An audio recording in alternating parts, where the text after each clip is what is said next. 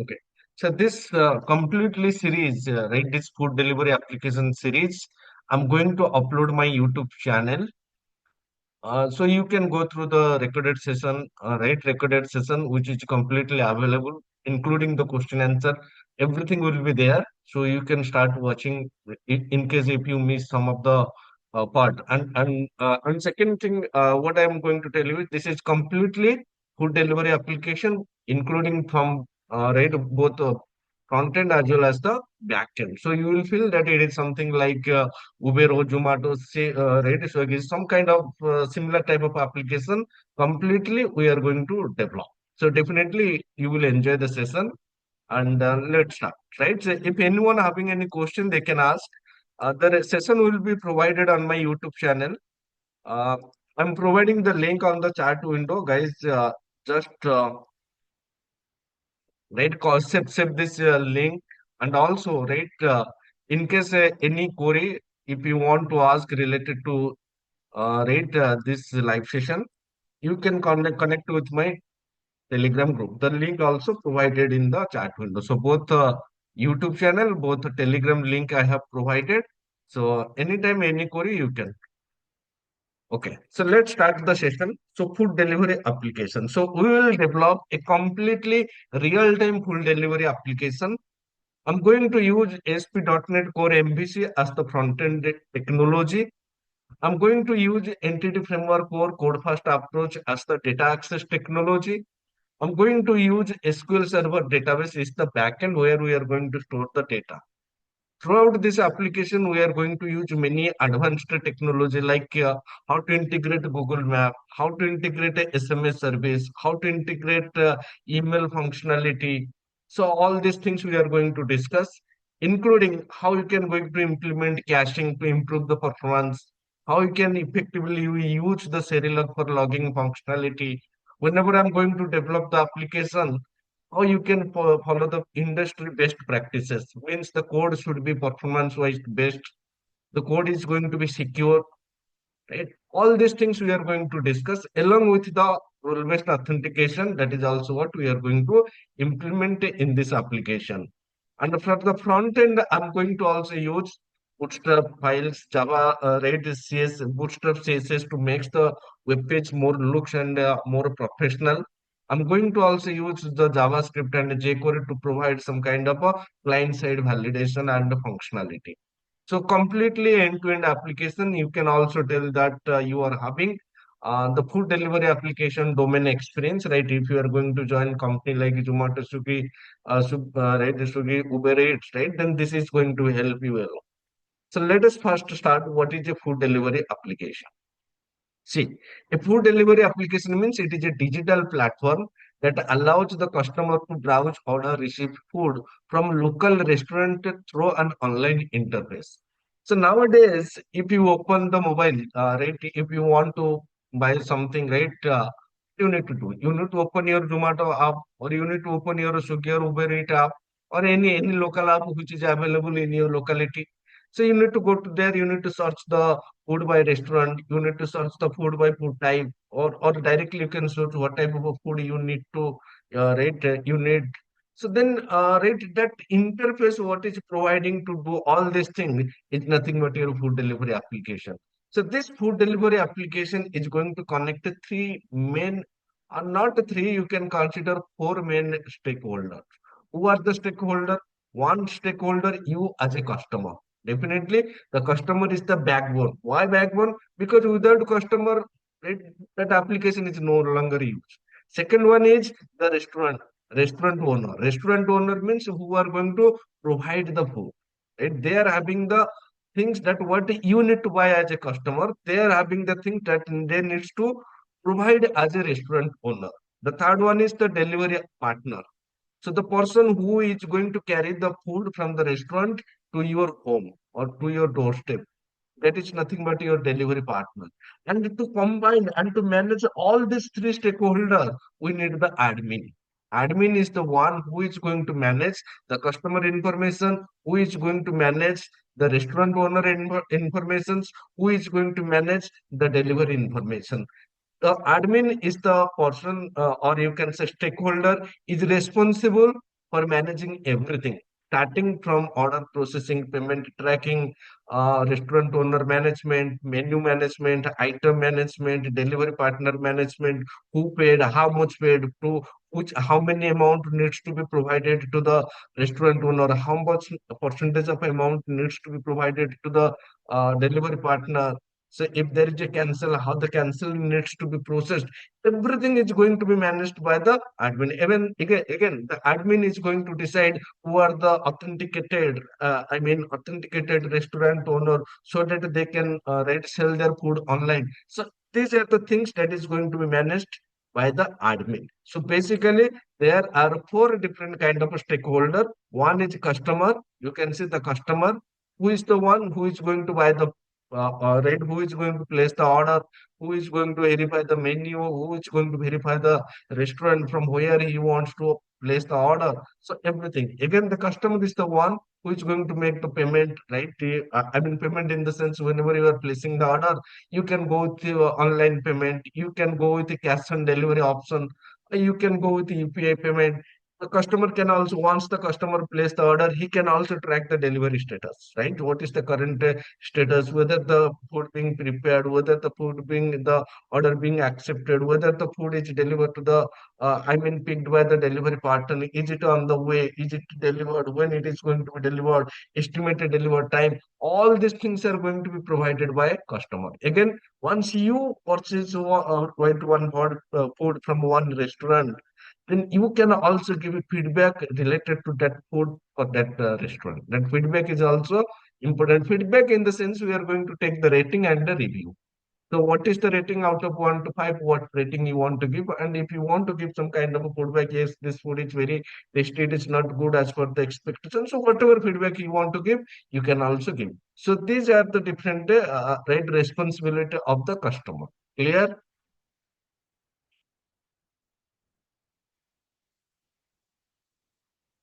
Clear, guys? Yeah, yeah, that's right. Yes. Okay. Yeah, Yes. Pranay. Next Yes, sir. one is Yes, sir. the next stakeholder is the restaurant owner. So he is also one of the important. See, everyone is important, right? You cannot skip one. You cannot skip customer. You cannot skip restaurant. You cannot skip delivery partner. You cannot skip admin. Everyone is important. Every stakeholder responsibility also important. What is the objective, right? So guys, what is the role and responsibility of a restaurant owner? See, guys, remember in the customer rate stakeholder, the common functionality I'm not defining. Common functionality means how the customer says, whenever we are going to define the customer model, we are going to decide how the customer is going to register himself, how the customer is going to log in himself, right? We are also going to provide how the customer going to add multiple addresses. If the customer forget password, how he can set the password, reset the password. All these things we are also going to implement as part of our authentication and authorization model. Next one is registered restaurant. Restaurant means, first of all, they need to register themselves. They, they need to register themselves means, see, if you are having a right restaurant, you should got some permission from the government, right? So that some license or some permission. So those information you need to provide as a restaurant owner about your restaurant. Then the admin is going to verify whether the provided information is correct or not. If the information is correct, once the admin approved your restaurant as a restaurant owner, then you can provide menu items, right? Whatever the items you want to right, sell as part of your right. As part of your restaurant, so those information you can sell. So how you can define the cuisine menu items, all these things we are going to discuss later part of time. Now you can see they are going to provide the information, right? What are the items available? What are the items they want to sell? What is the price and all these things. And second thing, as a restaurant owner, you should accept the order. You should process the order. You should prepare the food order. For example, as a customer place one order from your restaurant. So you should have that panel where you can decide whether I should accept this order from the customer or not. Should I reject this one? If I'm not accepting this order, then within 2 minutes or 5 minutes, automatically the order is going to be rejected. So this kind of functionality we need to rate what I can say. handle. So once you accept the order, then automatically, first of all, the order status is going to be in pending state. Once the restaurant owner accept or reject, that order status is going to be updated automatically. Once the restaurant owner accept the order, then that again that order status is going to be some kind of a preparing. So once the order is prepared, then that order status is going to be updated automatically. Right? How it is going to be updated? Now, once the order is prepared, this delivery partner will come into the picture. So, delivery partner will pick the order. So, order status is changed from prepare to pick. Then, once the delivery partner picked the order, then he will move on the way. So, then again, it is going to be changed to on the way. When it is or you can say up for delivery, and when it is delivered, that status is completed, right, that status is going to be marked as a delivered. Again, for each order, that delivery partner is going to take some, get some commissions. Then the question is that, so how we can decide which one is the delivery partner? That dynamic logic we need to write. So basically, whenever the customer registered, whenever the restaurant owner registered, whenever the delivery partner registered themselves, we need to take their longitude and latitude address. For example, at what location the customer belongs to, and what location this restaurant is belongs to. So accordingly, we need to show the restaurant. For example, if one customer is placed in Mumbai, we should not show the restaurant which are available in Delhi, because it doesn't make any sense. So whatever the local restaurant, those information we need to show there. Similarly, the delivery partner, who are the delivery partner eligible for delivering the food means those who are local to this restaurant, those who are local to this customer. So basically, these three placeholder, stakeholder, right, whatever we are talking, they should be local to the same location, some same locality. If I'm talking about to Delhi, Delhi means the customer belongs to Delhi, the restaurant which are available in the Delhi, and the delivery partner who are available in the Delhi. Accordingly, that management is going to be happening, right? So in this case, whoever available local to that nearest restaurant, one of the delivery partner will pick the right, what I can say, delivery, and once he allocated, right, that he is the one who is responsible for delivering this request or delivering this order, then that delivery partner assignment we need to write some logic.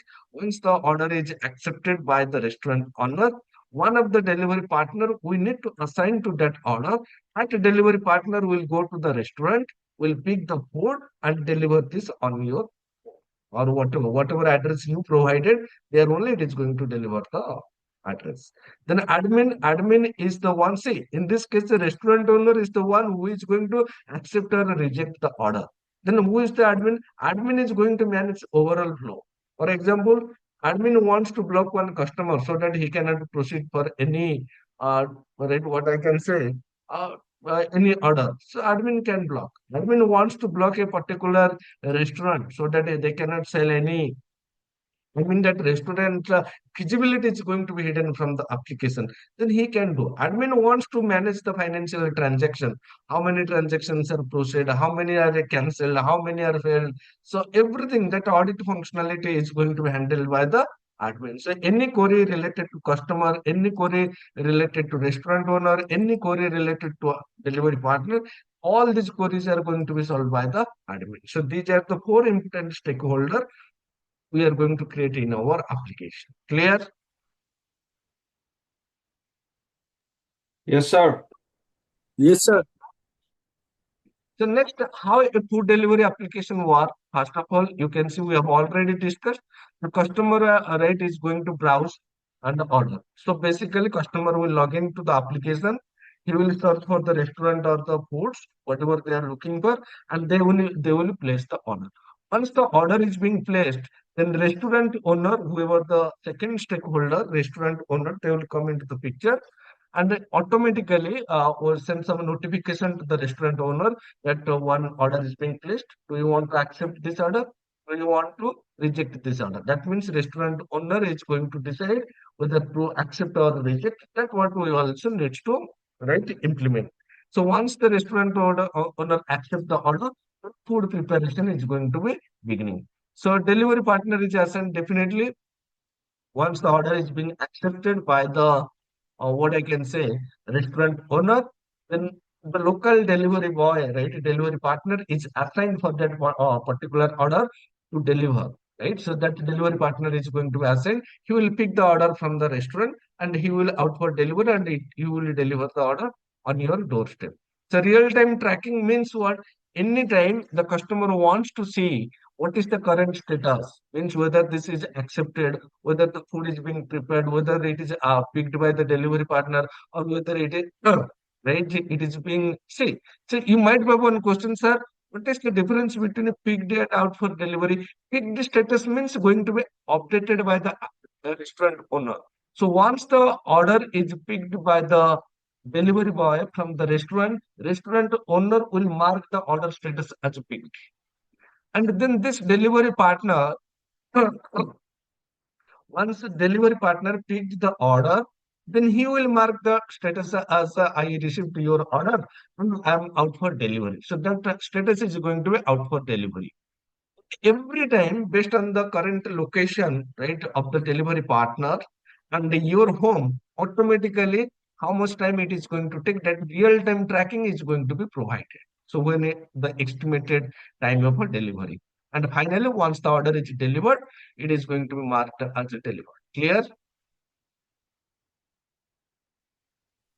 Yeah. Yes. Now, as part of this project, right, as part of this food delivery application project, what are all the different kind of modules? What are the key features we are going to implement? Let us well look. So basically, the first module is going to be user and authentication. So basically, first of all, we will see how to provide the login and authentication functionality. It means how the admin is going to be created. I mean, we need to provide one approach to create the super admin. And once the super admin created, then the super admin going to create multiple admins who is going to manage the overall functionality of the application. Customer starting from registration, login, logout, forget password, change password, adding addresses, modifying addresses, updating the profile information, changing the password, everything we need to provide. Same thing we need to provide for the to whom we need to provide for the restaurant owner. How the restaurant owner is going to register himself, how he is going to provide the restaurant related information, what is the business name, what is the license number, all these things we need to provide.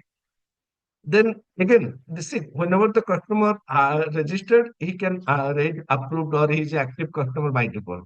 But whenever the restaurant owner registered himself, there is a red approval process going on. So basically, until and unless admin doesn't approve the restaurant owner, then he cannot deliver anything or he cannot add menus, add items, and those information will not be visible on the right customer food search page. The delivery partner, again, whenever the delivery partner registered himself, he needs to provide some information. What is his vehicle number? What is his driving license number? I mean, the delivery partner means he should have a vehicle, he should have a right valid license. All this information we need to take. See, guys, remember, for each type of a stakeholder, we are going to take a different types of a data.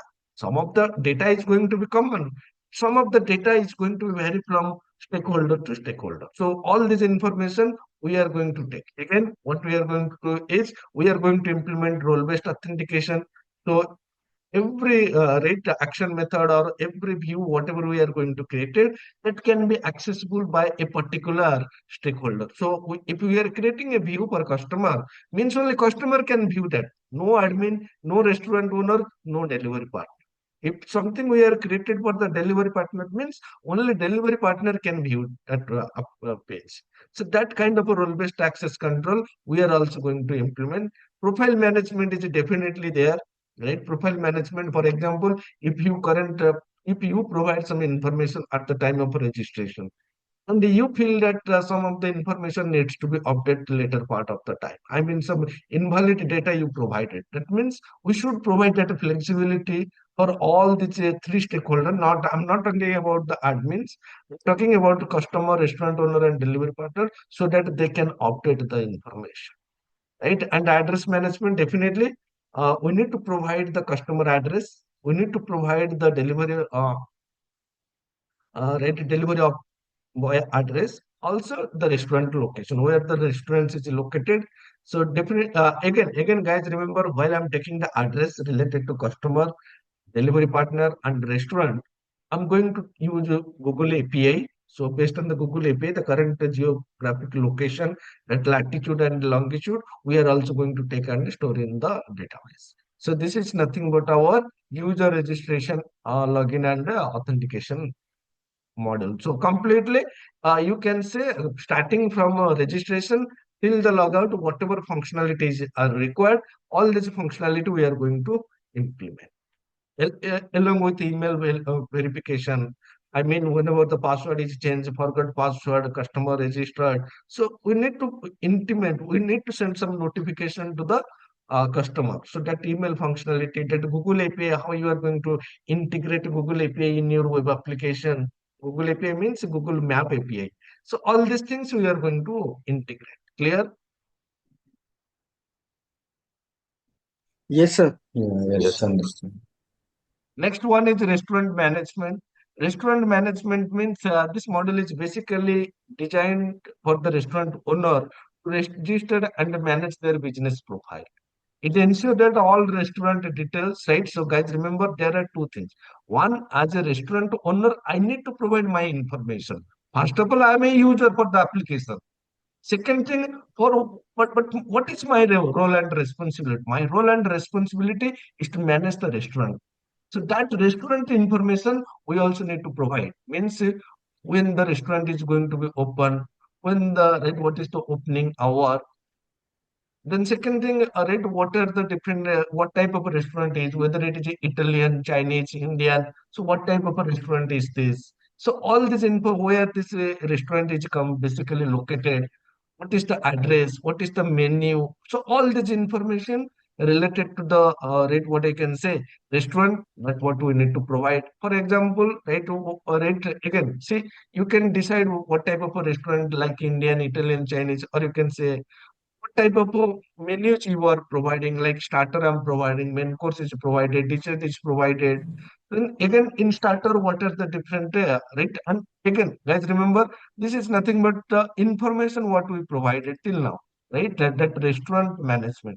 So once you decide that this restaurant is a Indian, Italian, or Chinese, or it is a combination of right, different type of cuisine, and what type of menu you are providing, starter, main course, and dessert, then only the third module will come to the menu management. This menu management is nothing but your actual menu. Means whatever the vegetable, non-vegetable food you are providing. For example, Indian starter. If you select Indian and if you select starter, then in Indian starter, you can have different types of menu items. So this menu management means the actual menu item. So what are the veg starter available? What are the non-veg starter available? That particular item management is nothing but your menu management. Similarly, in menu course, you can have veg, you can have non-veg. Similarly, in dessert, you can provide those information. And here, every information we need to provide. We need to provide that crowd operation related to each menu item. You can update whether this is available or not available. What are the name and description, ratings, right?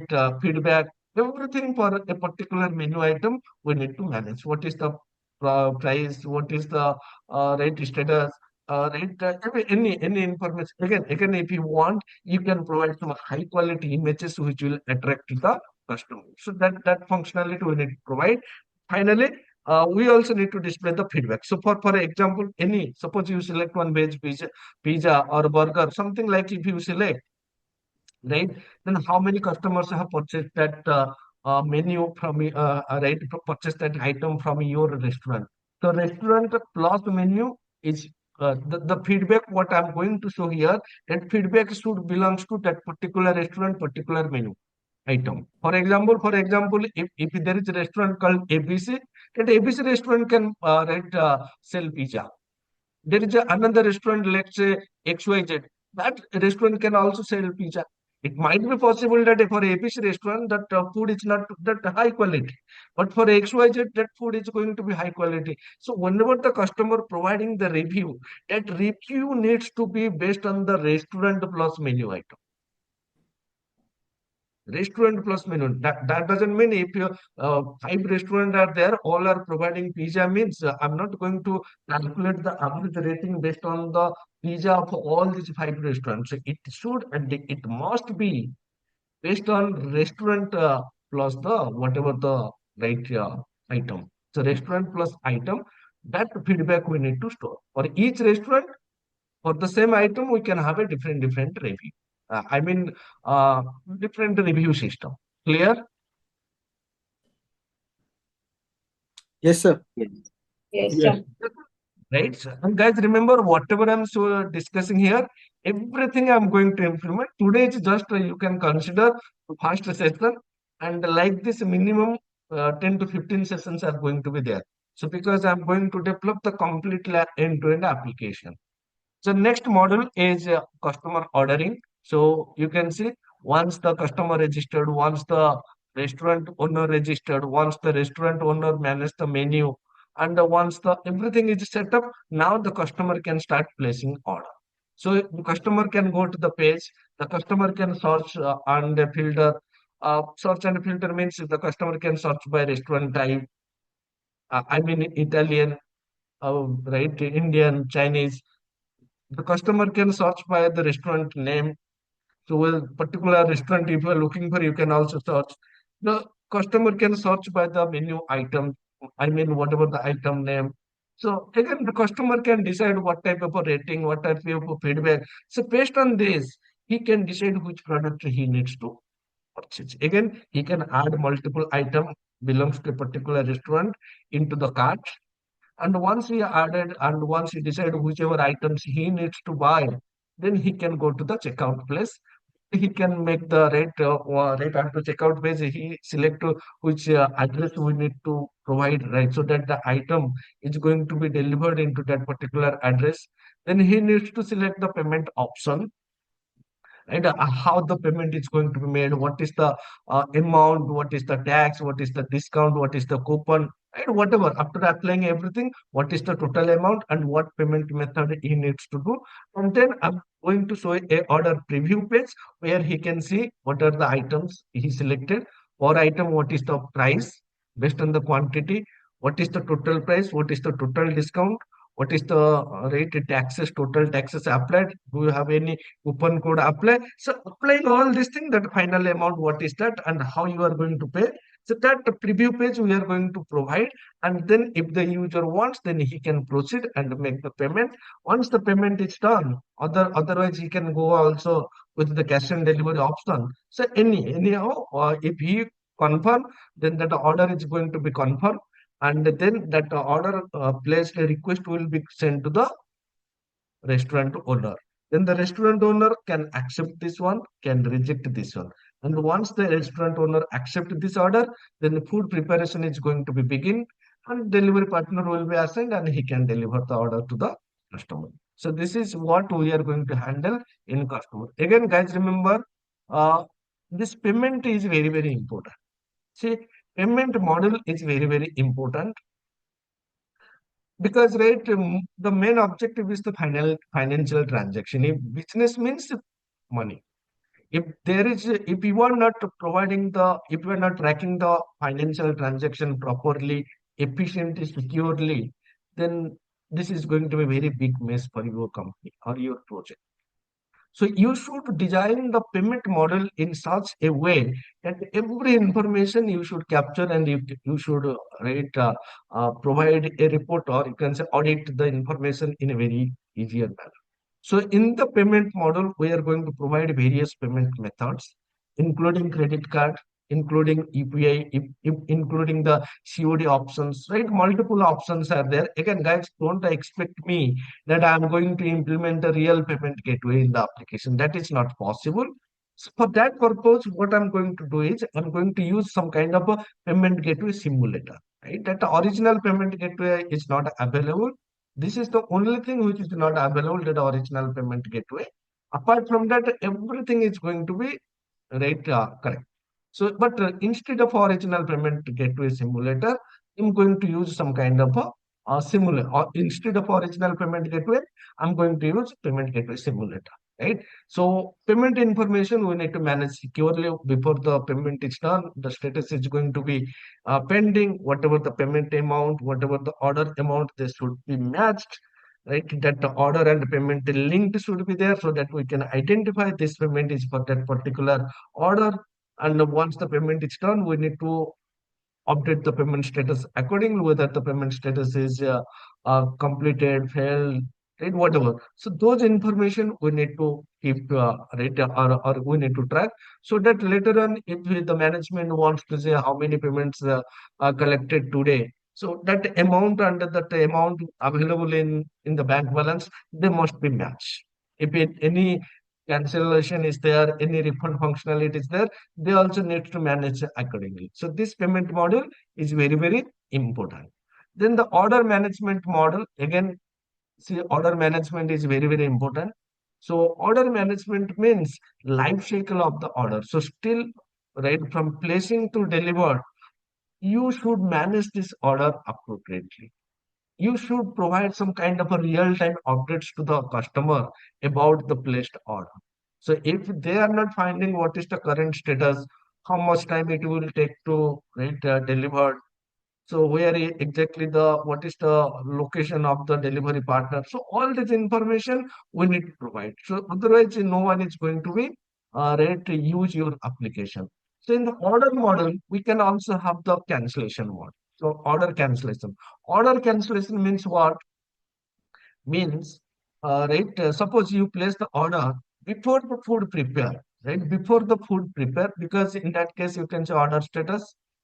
If it is accepted but food is being not prepared, so you have a chance to cancel the order, right? So that information, that cancellation functionality, you also need to manage. So that means order placing is important, order cancellation is also that much of a important. So delivery management, right? And again, right, the delivery management means once the order is being prepared, one of the delivery partner will be assigned with that order. He will be responsible for taking the order from the restaurant and delivering it to the, right, what I can say, to the designated customer. Review and feedback, definitely. For each order you placed, if you only placed one order, you cannot give any feedback. Only you, as a customer, you can only give feedback if you buy that product or buy that item from that particular restaurant. So if you buy, then only you can give the feedback, and that feedback means what is the rating, what is the review, those information we are going to provide. Offer and promotion means, for example, some offer you want to apply. Right? For example, you created one coupon and you ensure that only the first 50 customer, they will avail a discount of 50 rupees per order. Right? For example, if you are going to give one discount that if you buy three products or if the product amount is greater than this, then this offer is going to be applicable. So this kind of a rate offer and a promotional information, that is also we are going to manage. Admin dashboard means this is the admin dashboard. Admin is the one who is going to handle everything, right? Like managing users, managing a restaurant owner, managing delivery partner, viewing the overall order status, right? Overall health of the system. Everything is going to be managed by the admin. So this admin model we are also going to discuss. In the admin model, we are going to show you the real-time dashboard, how many orders are processed, right? I mean, the completely pictorial report functionality we are going to provide here. Also, the admin is responsible for approving the, right, what I can say, approving the restaurant, approving the delivery partners, rejecting it. All these things we are going to discuss. Clear? Yes, sir. Yeah. Yes. So this is just the introduction what we are going to develop, and this document I have already shared with you all guys, so you can just go through it and right, step by step I have explained, so you will not find any difficulty. So now we are going to start our first right, first model you can say. So first module in the sense, this is not the first model. First model we will discuss tomorrow. But before that model, what we need to do? We need to make our database ready. So basically what I'm going to discuss now, I'm going to discuss the different model which are going to be used in our application. What is the use of each model and how you can create the database? What are the things we are going to implement? All these things we are going to discuss. So let us start. So first of all, what I'm going to do is I'm going to create a project with the name Food Delivery App. So open Visual Studio. Guys, anyone having any question till now?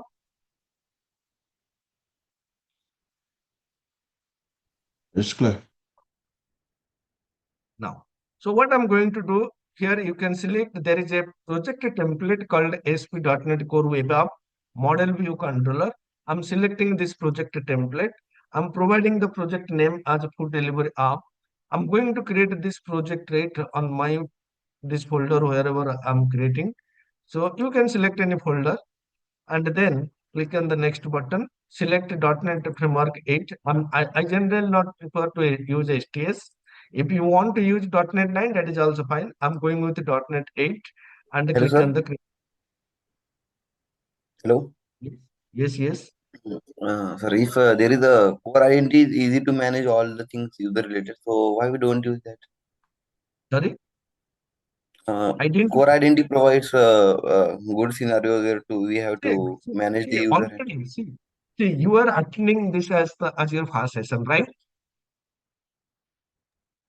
Hmm. Next, for me, this is your first session. So why I'm not using identity? Because I have already taken 15 to 17 session to explain the identity concept. Those who have already taken ready training from me, ASP.NET Core training, they are having good experience into ASP.NET Core identity. So again, right, to make them right feel better that without identity also we can manage this thing, right? Even when I explain identity concept, at that time I have I have promised to them that one project I will develop without using identity, and whatever concept right we are using with developing using identity, so the same concept without using identity, we can also. So that is the reason why in this project I'm not going to use identity, but identity is already there. Right? So I have taken. Okay, let me show you how many sessions, guys. How many sessions we have taken for the identity? Maybe 16 or 17. Yeah. So 16 or 17 is there. So you can see 1, 2, 3, 4, 5, 6, 7, 8, 9, 10, 11, 12, 13, 14, 13, 14, 6 sessions I have already taken to explain the identity. So that is the reason why the same thing, why should I explain again, right? Manually, how you can implement that is also very, very important. If you know identity, it is not a big deal, right? So you can create the identity and manage the membership, right? That user responsibility roles, everything you can manage. That is not a big deal. So now what I'm going to I do mean, sir, is, it will take more time to write all the codes manually, password hashing and all the things. see, that And is core what I'm identity saying. provides us. Mhm. Yes, I agree, completely agree with you. But that is what I'm saying now. Those who have already taken, right, those who have already right attending my live session, I've already explained the identity concept, what is the benefit, how to use them. For me, time is not important. For me, Okay, understanding sir. different things is important. So if you know, see, that is what I'm saying. If you know identity, you can implement identity, not a big issue. But if you want to implement without identity, how I can manage them? Then, Yes, sir, it is. right? So, If, sir, are these if you want sessions on to identity available on YouTube? let me right complete my, then I will take your question. Okay.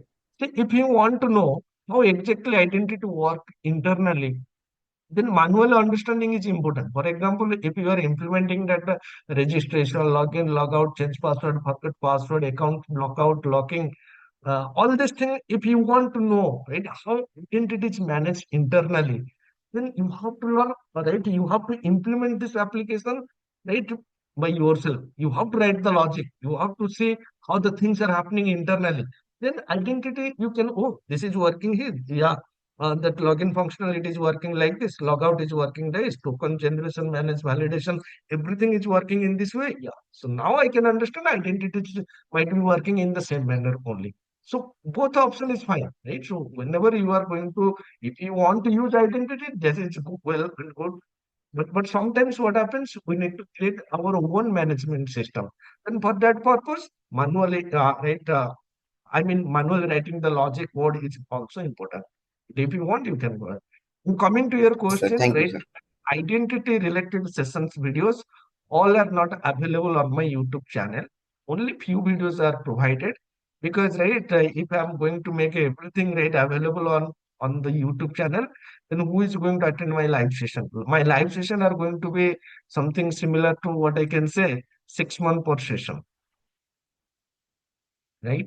And many real time. So currently, this is only you can consider this food delivery app. This is just 2% of my ASP.NET Core training. This is just 2% of my ASP.NET Core training, and I just think let explore this to everybody, right? Everybody who wants to learn, right? What I can say, uh, how the food delivery application can be designed and developed. I'm just making this publicly available so anybody can read what I can say. They can attend the session and they can go through the recording in my YouTube channel. They can learn the domain experience. But at the same time, what I'm saying, guys, so in this food delivery project development, I'm not going to discuss the core concept. So my main objective here is to explain you the domain knowledge, how the things are working, how to implement the things. But I'm not going to discuss here what is entity framework or what is Serilog, what is nlog, what do you mean by rate caching, what do you mean by encryption, login, right? These things I'm not going to explain. You should know what are the ASP.NET Core concept. You should know what is model binding. You should know what are the different kind of filters. You should know what do you mean by authentication, authorization. So these are the prerequisites, because this is not the time where you are going to learn ASP.NET Core. Rather than based on your ASP.NET Core knowledge, how you can implement the food delivery application, that is what I'm going to discuss. Clear? For Yes, sir. example, I'm going to integrate Serilog. So I'm not going to say what is Serilog. I'm going to use Serilog. As a prerequisite, you should know what do you mean by Serilog. Yes, sir. You Yes. should know how to send email. You should know how you can integrate email. I'm going to integrate email functionality. So main objective is not to explain the ASP.NET Core concepts. Here the main objective is to develop the food delivery application using the ASP.NET Core concept. That using the ASP.NET Core concept means you should know. If you don't know, then it is going to be very difficult for you to understand the concept. Some of the concept, right? If I feel it is difficult to understand, I will definitely explain that concept. But definitely, but that is what not my main objective. My main objective is to develop the application using the ASP.NET Core concept, right? So now what I'm going to do is once you develop the application, we need to install the required package. See, this package is required whenever you are going to use entity framework or with a SQL server. If a SQL server is the backend database, then you have to install this package. This package, the second package, whatever I have mentioned here, this is required for generating and applying the migration file. For example, you are having the model classes. And based on the model classes, either you want to create the database or you want to update the database. So for that purpose, you need to generate one migration file and you have to apply that migration file. Again and again, whenever you are doing some changes, right, to your model, to your DB context, again and again you need to generate the migration file and update the database so that your database is going to be synced with your model classes and the DB context class. So for generating and applying the migration, we need to use this package. Then I'm going to use this four package, whatever is provided. These are for integrating Sherilla. So the first package, this will enable that ASP.NET that will going to provide the Sherilla functionality, read Sherilla feature in ASP.NET Core application. So in ASP.NET Core, the core functionality is going to be provided by this package for scheduler. So these are nothing but your different sync file where you want to store the log file. For each log file, you need to you need to install the required sync. For example, I want to log the file into a text file. I want to log the data into a text file. So for that purpose, I'm using this one. If you want to log the data into database, if you want to log the data into console window, debug window, for that purpose, you need to use the respective sync file. So in the second, this Serilog.settings.configuration file means what? Means I'm going to centralize the Serilog configuration into the app settings.json file. From there, I need to read and use within my application. So for that purpose, right, reading the Serilog configuration from configure app settings.json file. So for that purpose, I need this package. And again, right, again, guys, remember, whenever I'm going to log the data, I can log the data in two ways. One is synchronous way, another one is asynchronous way. So whenever I'm going to perform any IO bound operation means either you are invoking the external API, communicating with the database, storing the data into a file system. So these are nothing but IO bound operation, and as a industry fundamental rule, whenever you are going to do any kind of a IO bound operation, you have to use asynchronous programming. So in this case, whatever the log data I'm going to store inside this log data file, for that purpose, I'm going to implement asynchronous programming. So for that purpose, I'm installing this one. So this package is going to provide Serilog support for asynchronous logging. So this last package is a bcrypt next means what? Now whatever the password I'm going to store, I'm not going to store in a plain text format. Rather than that password hash I want to generate, that hash version of the password is going to store into the database. So for that purpose, for the password hashing, I'm going to use this package. Clear?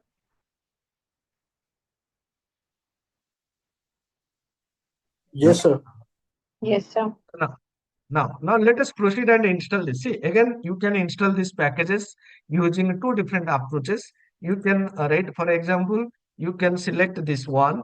You can go to this package manager console, which is people are very acquainted, and here you can search for the package and you can install. Right? So here you can search and here you can select the project and here you can install. But I'm not going with this approach because I generally prefer to I generally a person who is always interested in writing the command and the text. So what I'm going to do is I'm going to install this using PMC. So select this install package command, open this window package manager console. Using the install package command, you can install this one. See, install package. So it is installing the first package. Second, you can see in this case, this is nothing but your command name, install hyphen package. So whichever command you want to install, that what you need to provide. One benefit, or you can say one downside of this one is it is always going to install the latest package, latest version of that package. So please ensure whatever version your .NET framework is targeting, that is going to be supported by the latest version of the specific package. Otherwise, if you want to install some lower version, you have to go to that package manager solution window. So in this case means it is always going to install the latest version. So let me also install the remaining packages. So this is going to my file sync. This is going to my configuration, Serilog configuration package. This is going to my Serilog to enable asynchronous logging with Serilog. And this package is for storing the password in hash format. And guys, remember, whenever you are storing the password, it should and it must be always going to be in hash value. And you should never store the password in plain. Now what I'm going to do is I'm going to create my model. So whatever models in this case, right? Whenever I'm going to work with any kind of application, particularly a data-driven application, model means it is going to represent the data structure. So how the data is going to be stored in the database and the structure is going to be decided by the model. For example, you want to create one table. So within that table, how many columns are going to be there? If you are going to create multiple tables, So how the tables are going to be interlinked with each other. That means what kind of a relationship between table, whether the tables are going to have one-to-one relationship, whether the tables are going to have many-to-many or one-to-many. So all these things, right, you need to define within the database table. And whenever you are working with the entity framework core, particularly code first approach, so these models, whatever we are going to create, they will decide the structure of the data. I mean, they will decide the database table in the database. What is the relationship between the tables in the database? Whether where to create the primary key, where to create the foreign key, or what is the relationship between multiple tables, so how to manage the many-to-many, I mean the joining table. Everything is going to be decided by the model classes. So let us proceed and create all these model classes whichever required in our application. Guys, remember, so currently whatever the model classes I'm providing, you can consider this is 90% of accurate. 10% rate enhancement, you can say, modification, you can say, that what we will do as we progress in this project. Right? Because, right, sometimes what happens, and this is a common thing, right? Whenever you are going to work with any real-time project, don't think that you can decide everything from day one. So you can decide most of the thing from day one. But as you progress, you will think, yeah, this is not right, so we can modify this. Yeah, this is missing, so we can include them. So these things will come later part of the time. That what you should manage. So similarly, so whatever models I'm creating now, in our coming sessions, few things are going to be changed. Either we need to remove, either we need to add, or either we need to enhance. But you can consider 90% of the structure I'm going to decide now. 10% enhancement modification that will come right as we progress in this project. So let us proceed and create all our model classes. And the model classes, and again, guys, remember, we need to follow a proper project standard. So model means they should created within the model class. View model means they should created within the view model class. Controllers, definitely they are going to become as part of the controllers folder. Services means they should created within the services folder. So DP context means they should created within the data folder. So specific industry oriented project right, standard related, see, standard means doesn't stand coding standard doesn't mean only writing the code. Coding standard means how you are effectively managing these files, so that whenever you want to search something, then you can go to that particular folder and the location you can say and look for the file. So you should not spend time where this file, where did that file. So that should not be the criteria. So managing the files is also important. Definitely managing the coding part is more important, but also these are also important. So let me first create the role master table. See, as we are going to implement RBAC, role-based access control, so each user is going to have a different role. So customer having the customer role, restaurant is, see, all this data we are going to store in the users table. But at the same time, different type of a user means different type of a role. So based on the role, we can decide what type of a user is. So for this purpose, we need one role master table. So go ahead and create the class file. So that name I'm giving here role master, and this role master is going to define the master table of the role. So whatever roles we are going to create it, for example, we are going to create customer, admin, super admin, delivery partner, restaurant owner. So different type of a role we are going to create. So this is going to be my primary key. So whatever the unique role name, that what you need to provide here. This is going to be description. Guys, tell me how to apply the index.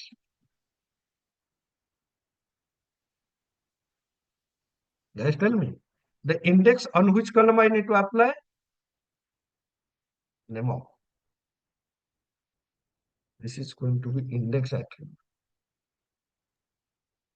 Name, right? And guys, tell me what is rate?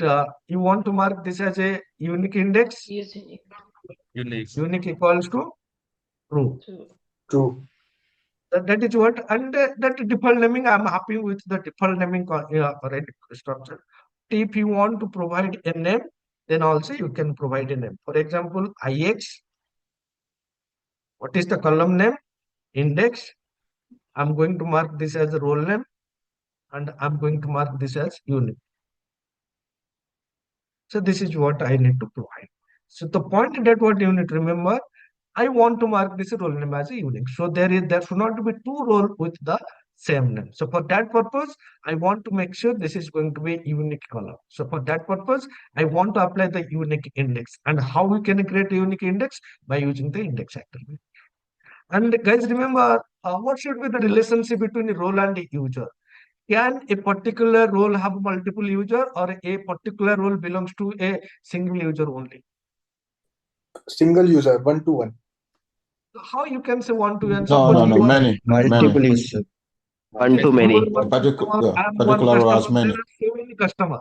So many Yeah, customers are. So all these customers having the same role, or each customer having a different role? Definitely, all the customers they different. should have the same role. So that means, for example, you just tell. So for my application, only one restaurant will be there, or multiple restaurant will be there. Multiple different. So definitely means what? Now one role can be assigned with multiple users. So that is the reason why the relationship between role master and the user table, which this user table we are going to create later. So the relationship between role master and the user is going to be one to many. And you know, guys, how to manage the relationship by using the navigation property. So if the relationship is going to be one to many, you have to write collection navigation property. One to one mean only that write reference navigation property. So we have done some changes. Let me take this one and paste it here so that you will get this updated doc. Clear? This model is clear to everybody? Yes, sir. Yes. Yes. Right? Yes, And sir. guys, remember, Yes, sir. Yes, sir. Whenever you are developing any real-time application, if you understand the completely database structure, if you understand the database structure means your 50% job is done. So what problem I generally see, right, whenever the people are joining any new organization, they are getting the KT. So once the KT session is done, they're saying we are not understanding how this is working. So the problem is there. So they are not understanding the completely overall structure of each table. So you should know what is the use of each table. You should know what is the use of each column. You should know how the tables are interrelated with each other. Once you understand the table structure completely end to end, then only you can easily develop the project. You can easily manage the project. If your understanding related to database is not clear, then it is very difficult for you to implement the project. So that is the reason why I'm saying completely understand. So understand what is the use of this ID. This is and the relationship. Every property, every entity relationship is going to be important. So next what I'm going to do is I'm going to create my user entity. So again, this is going to be created within the uh, models folder.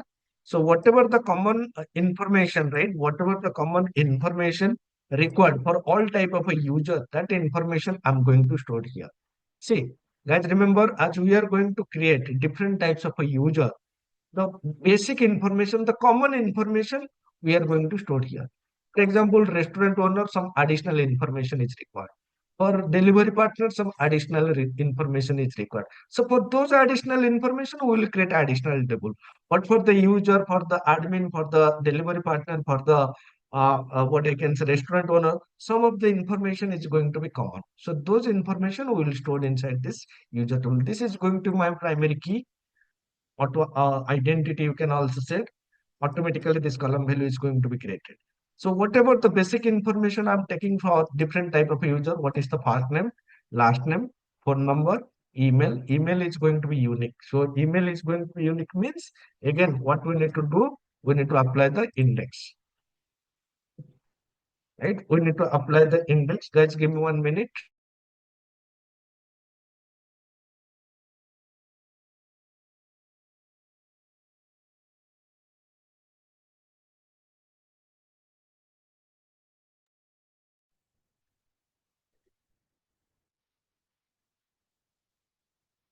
Right? So index attribute we need to apply on which property? The property is going to be email, because I want to make sure this email is going to be unique, right? And the second, what I can say, Each unique equals to Phone number. Phone number. True. each unique equals to true. Might say anything wrong. Okay, this core qualification is missing. And again, that name I want to go with, and also I want to apply unique index on the clear. Clear, guys? Why I have created this two information? Because each Yes, email clear. and Yes, phone sir. number must be unique. And password, Yes. we are going to store in the hash one. Now you might have one question. Sir, you are storing this phone number, email here, but there is no validation. What is the valid value? So for that purpose, we are going to create a view model. So this model, right, whatever we are creating, this is going to store the database structure. This is not we are going to use in the view for getting the data or sending the data. For that purpose, we are going to use view model. On view model, we are going to apply the proper validation. So for now, this is going to represent the database structure. So password hash means the password, whatever we are going to store, that is going to be stored in the form of a, right, what I can say, hash form. Now, so each user can belongs to a particular role. So that means here what I need to do, I need to create a role master ID. But now you might have one question, sir, sometimes what you need to do, we need to assign one user with multiple role. Then what I need to do, then for that purpose, what you need to do, you need to use many to many relationship. So you need to create a joining table where you are going to store the user ID and the role master ID. So for now, for our requirement, many to many is not required. One user can have only one read what I can say role. So for that purpose, what I'm doing here, I'm creating the foreign key within the user table. So for creating the foreign key, what you need a reference property. So this is going to be my role master reference property, and using that role master reference property plus ID, whatever the property name ID, this is nothing but role master ID. So this is going to be my foreign key. And this foreign key will point to which table? It will point to the role master table and role master ID column. Clear? Yes, sir. Right. And then what I'm doing here, you can see created data and modified data for the audit information. When this information is created and modified, for that purpose, I'm storing this audit columns. And here you can see. So one customer can have multiple addresses. For example, as a customer, can you add multiple address, that your home address, your office address, some other address, and while you are placing the order, you can decide to which address this order should be right delivered? Yes, that is possible. So basically, one customer can have multiple addresses. This user address entity we will create, but for now, one customer can have multiple address. That is the reason why the collection property is there. So one customer can place one order or it can place multiple orders. Multiple order. So that is the reason why that collection property is there, right? And again, one customer, right? Again, you can see these are not for the customer. So this reference property what we created here, it is for the delivery partner and the restaurant owner profile. See, for the customer and for the admin, this information is sufficient. So for the customer and the admin, this information is sufficient. But for the delivery partner and the restaurant owner, we need to take some additional information. And that additional information is going to one to one. That means if I'm going to take the delivery partner profile information, I mean, what is his vehicle number? What is his license number? Right? At what, right? So these informations are going to be only specific for the delivery partner. So if those informations are specific to the delivery partner, does it make sense to create those properties here? Just tell me. So those, No, sir. right, that vehicle number, that license number, is there any relation that with the customer who is placing the order? Is that related with the No. admin? Is that No. related with the restaurant owner? No. So No. that is the reason why we have not provided those information, but we will create them as a separate entity. Similarly, restaurant owner profile, I mean the business information you want to take. For example, that Aadhaar card, you want to take that business registration number, some specific information you want to take. then for that purpose, that is only specific to the restaurant owner. So for that purpose, we are only adding those navigation property for managing the one-to-one relationship. For these entities, we will create later, but for now, as they are not related to user directly, but yes, they are related to user, but the type of a delivery partner, user of type of a restaurant owner. So that is the reason why we have not added those properties here, but we have provided the reference navigation property. Why I'm providing this reference navigation property? Why? Because whenever I'm going to filter the data, if if the user is of type delivery partner, I can include the delivery partner information by using this navigation property. So that is the reason why I have provided these two properties here. If you want to remove this thing, then that is also fine. But here I'm providing to make this search operation faster, right? Whenever I'm going to deal with the data. Here Clear? I wanted to ask one question. Yes. Yeah, actually, whenever we are registering a person, how will come to know that whether this person is user or a restaurant owner or a delivery boy? See, you just tell me. So So based on that only we have to define this role okay, master, right? okay, you just tell me. So whenever you see, do you think that for the delivery partner, for the customer, for the admin, for the restaurant owner, their page is going to be same? One interface they are providing, right, for the delivery partner or delivery owner, right, uh, restaurant owner, user and admin, that user interface, right, whatever you are using, is this same or they are having different portal or panel for different kind of user? It will be different. Different. It will be different. So different means, right? For Okay, example, understood. if the customer using the customer registration portal, means he is a customer. If he is using the Okay. delivery partner portal, means he is a delivery partner. If he is using the restaurant admin portal, means he is a restaurant owner. So based on that application, what they are going to use, the panel, the page, right, whatever they are going to use, we can decide, right, whether he is a customer, owner, or whatever. Clear? Yeah. Okay. Now, so now what I need to do, I need to create my restaurant owner profile. So what additional information, guys? I'm saying again and again, please, right, don't put any message on the chat window. Why, Nilesh, why you are putting this message? Because I'm not going to look the message at all in the, right, what I can say in the chat window.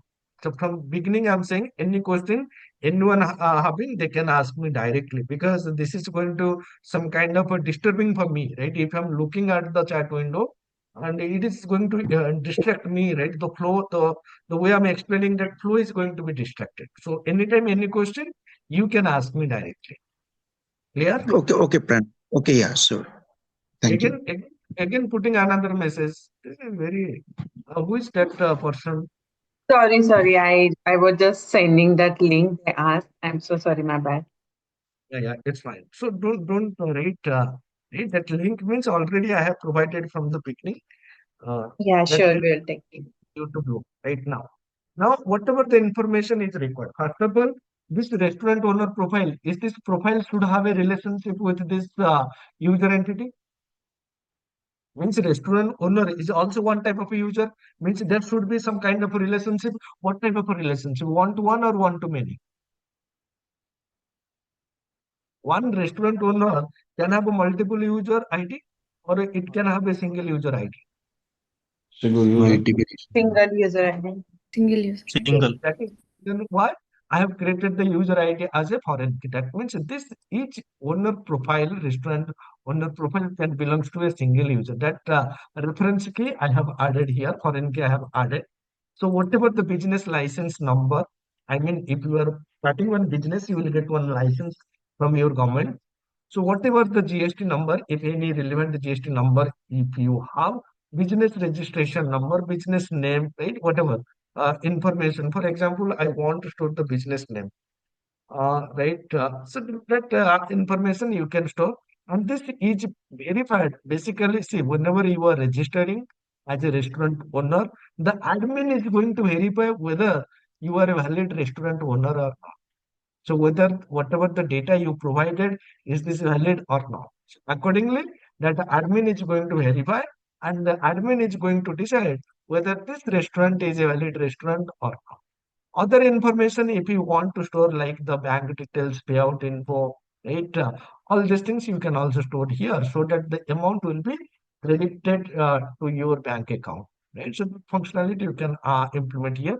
But at this point of time, we are not going to implement that bank functionality because this is beyond the scope of our system. Because right, but if you want to store this bank details, you just need to create some kind of additional property. Okay, let us do this thing. So what are the information you need to bank name, whatever the bank name, Axis Bank, HDFC Bank, right? Whatever. Then what I need the account number and I need the IFSC code. So these are the information is required. And another one, if you want to take, what is that name? Bank holder name, account holder name.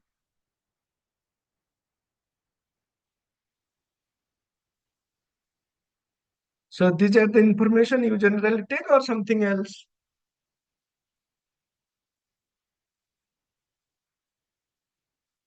Yes or no? Yes. Yes. So, right? These are the information we need to store. Okay. So did we update this user entity? See whatever changes we have done. No. Yeah, we have done. So now we have updated this entity also, right? Restaurant owner profile. So again, right? Sir, I want to ask you one question. If there One is more a thing. one, Okay, before proceeding further, let me do one more thing. So what I'm doing here, I'm also making this Boolean is active column because if you want to block any right customer, then you can make. So this is going to be Boolean is active. So let me first replace this one because guys, see, this is the complete application I will develop in front of you only, right? So that is the reason why little bit changes is acceptable. So this in this case, the business license number, GST, business registration, verify, yeah.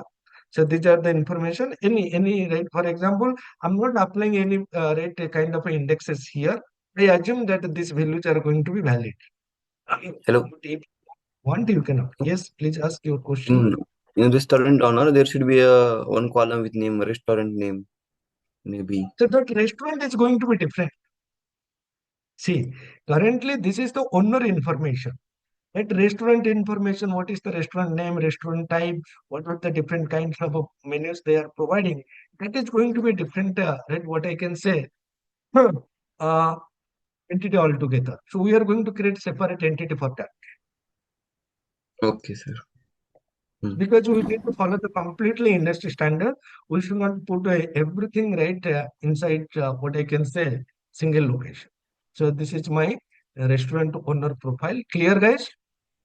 Pranay, can't we create Yeah. this account holder name, bank name as a different entity? See, what is the required user state? It will be more visible, right? If we create another entity and we can refer this inside this. See, in this case, right, whenever there is some chance, right, if you want, you can create bank details.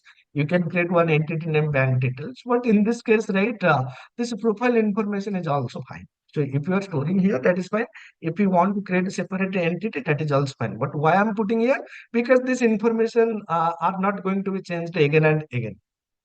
And second thing, right, and we are not going to use this thing because we are not going to, right, I mean, that value will be stored, but that activity, right, transferring the amount and all these things, we are not going to implement because that is required the actual bank information and all these things. So for testing, right, for storing, that is fine. If you want to create a separate, that is also fine. So it is up to you only, right? If you want, you can create a separate entity storing the bank details. Clear? Okay. Yeah. Right. So Yeah, are, does are he need to store Yes, please. UPI? Sorry. Yeah, does he Pranay, need to store UPI ID also? UPI ID is free. Generally, whenever you are registering your business to one organization, you just tell me. So whenever you are joining any company, they are transferring that amount to your UPI ID, they are transferring to your bank account. Yeah, it's bank account only. Yeah, I got it. Yeah. UPI ID is only possible. UPI ID is there, right? Whenever the customer is going to place the order, at that time he can use UPI ID to transfer the amount, Yeah. right? But From customer side, it is required. Yes. yeah. But whenever you are registering, UPI ID doesn't make sense because that whether that is active, inactive, changed, whatever. So that is we should not take we should not trust on UPI ID whenever right we are doing this side of sensitive transactions. Yes, next question, please. Yeah, So, I was asking, Pranaya, in real time, like we cannot store account number, plain text in a plain text, right? So we can also encrypt that one, the account number part, due to Okay, compliance. see, so whatever account number you are talking about, that is different and this is different. So what is the difference between right? So whenever you are making some payment, I mean as a customer, whenever you are doing some transaction, right? At that time, you should not store those information. And that is a customer point of view. But this is not from the customer point of view. So this is just right. What I can say, restaurant owner. So in this case, the restaurant owner is not going to send the amount to the company. The company will transfer the amount. So in this case, if you don't know what is the account number, then how they will transfer the money? So in your case, what you are talking, absolutely fine. So in that case, what we are doing exactly, we are that is so you are talking from the customer's point of view.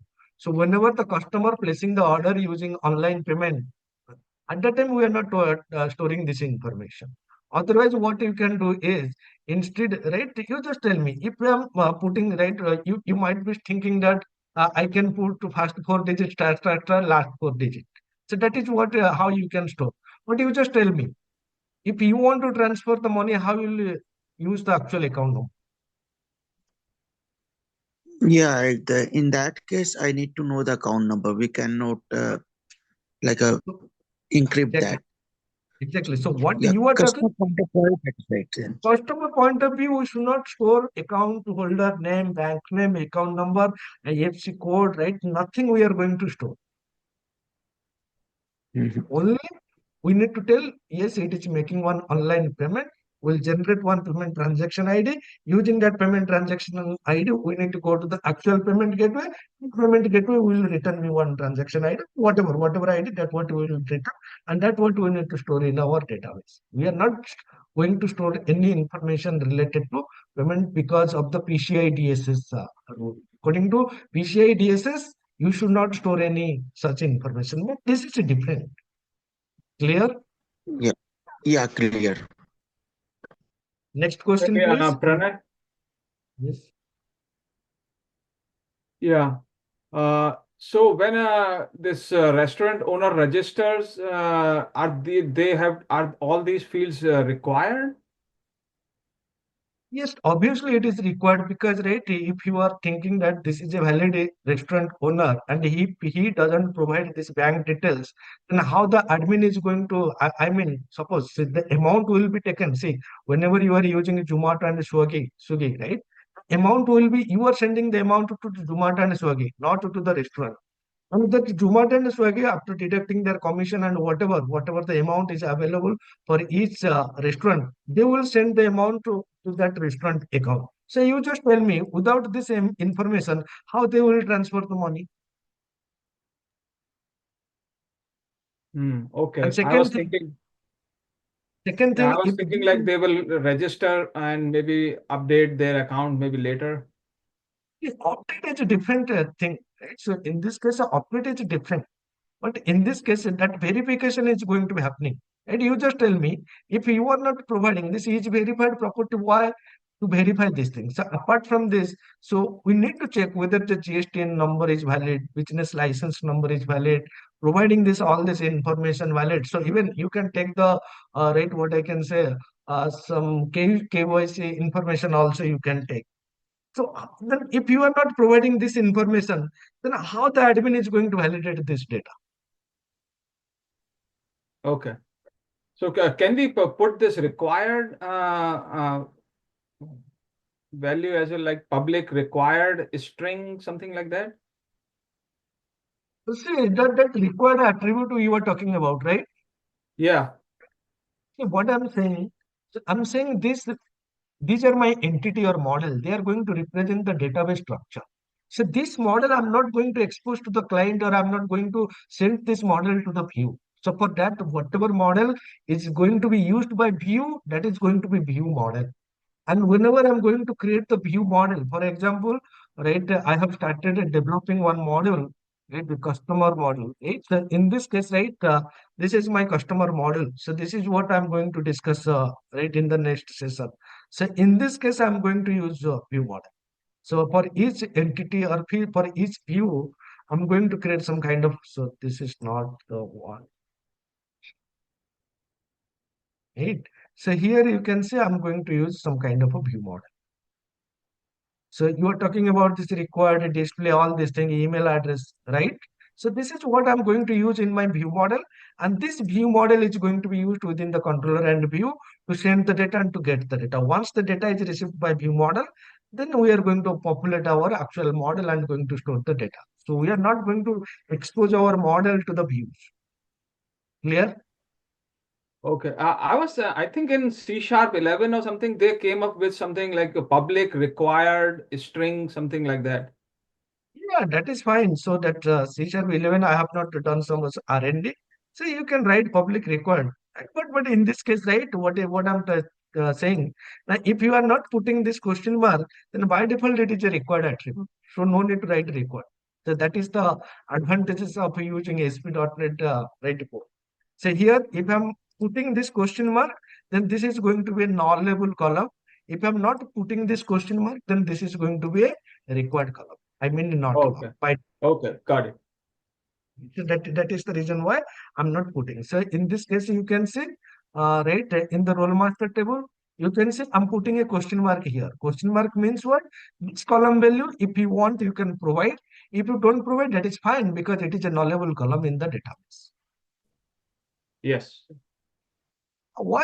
I don't know. Mukti sir, I'm saying again and again that please don't put anything on the chat window. Then why you are putting? I think you just joined and you just want the document. Is that?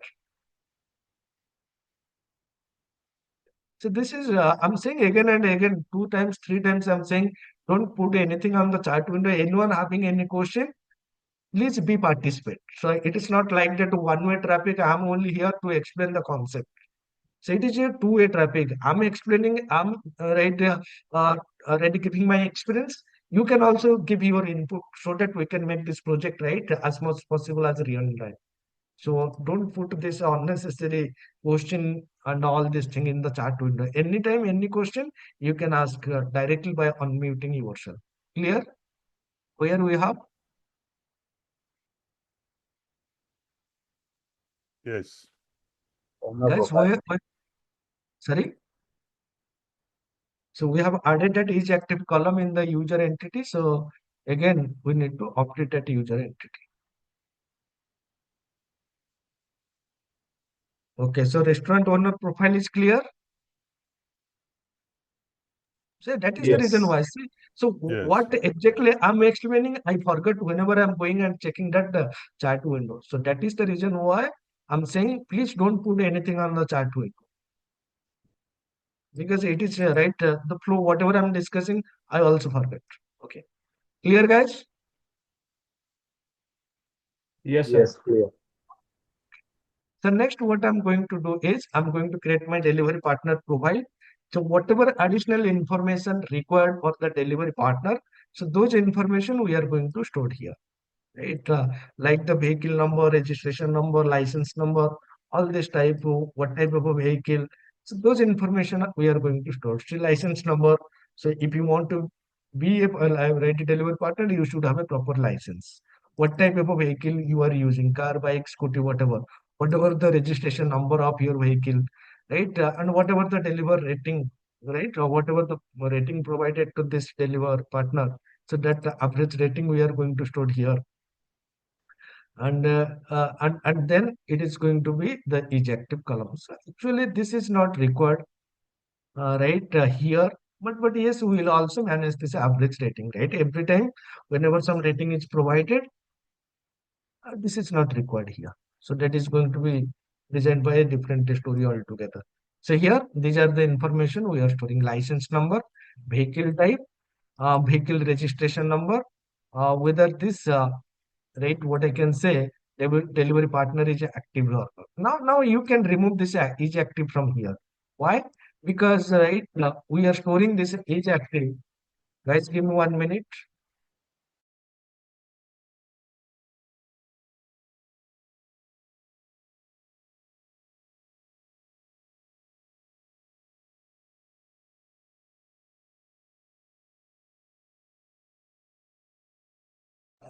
Right, we can remove this is active from here. Why? Because that is what we are managing in the user level. Even in the restaurant owner, uh, right, do we have that is act value? No. So that is fine. So because we have moved that is activity to the user entity. So in this case, from delivery partner, you can remove that entity. So in this case, you can see what is the delivery partner profile ID, user ID, what is this user ID, which is making one-to-one relationship with the user entity, license number, vehicle type, vehicle registration number, any other specific, guys, remember, any other specific other information you want to store related to the delivery partner, that what you can store here. And the number of deliveries he has done. That, for example, if you want to see particular delivery partner delivered how many orders are for a particular date, so that kind of filtration, we can right use this one. And this is also going to make one-to-many relationship. That means one delivery partner can deliver multiple orders. So one-to-many relationship we are going to implement. Clear? Yes. Yeah. It's let me Yeah. update this entity also. So now, so this is done. So delivery partner profile done, restaurant owner is also done, user profile is also done. Now as we already discussed, one user can have multiple addresses. One customer can have multiple addresses. So let us process it. So in this case, these addresses, right, they are going to be one to many. So let me go ahead and create my address entity.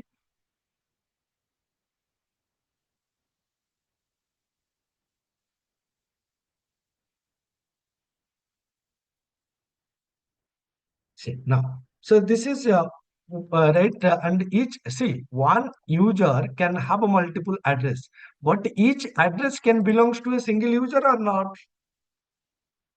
One user can have multiple address, but each address belongs to a single user. So in this case, this is going to my foreign key. So if you not understand, this is going to be my foreign key. And this foreign key is created based on this navigation property, reference navigation property. This label is going to tell what type of, right, what I can say, address is this: home, work, office. So different label you can provide here. Address line 1, address line 2, city, state, zip code, landmark, latitude and longitude. So this value I will take from the Google Map, and all this information, right, based on the Google Map you selected. Some of the information like city, state, zip code is selected, address line is going to be selected, address line 2 you can provide, landmark you can provide. So some of the information, if you want, you can provide all the information manually. But these two information, that is only based on the geolocation, because you don't know what is the right latitude and longitude of your address. So this information will be provided based on the geolocation or Google Map API. And this information you can provide manually, or you can also get this information based on the location what you selected in the Google Map. Clear? Clearer? Yes. Yeah, yes, clear. Yes, clear. Yes. Okay, guys, why I'm giving more priority to this entity is because whatever the entity and whatever the relationship we are defining, it should and it must be very clear from starting. Otherwise, it will be very difficult for you to handle this thing. Next, what I'm going to do is I'm going to create the restaurant.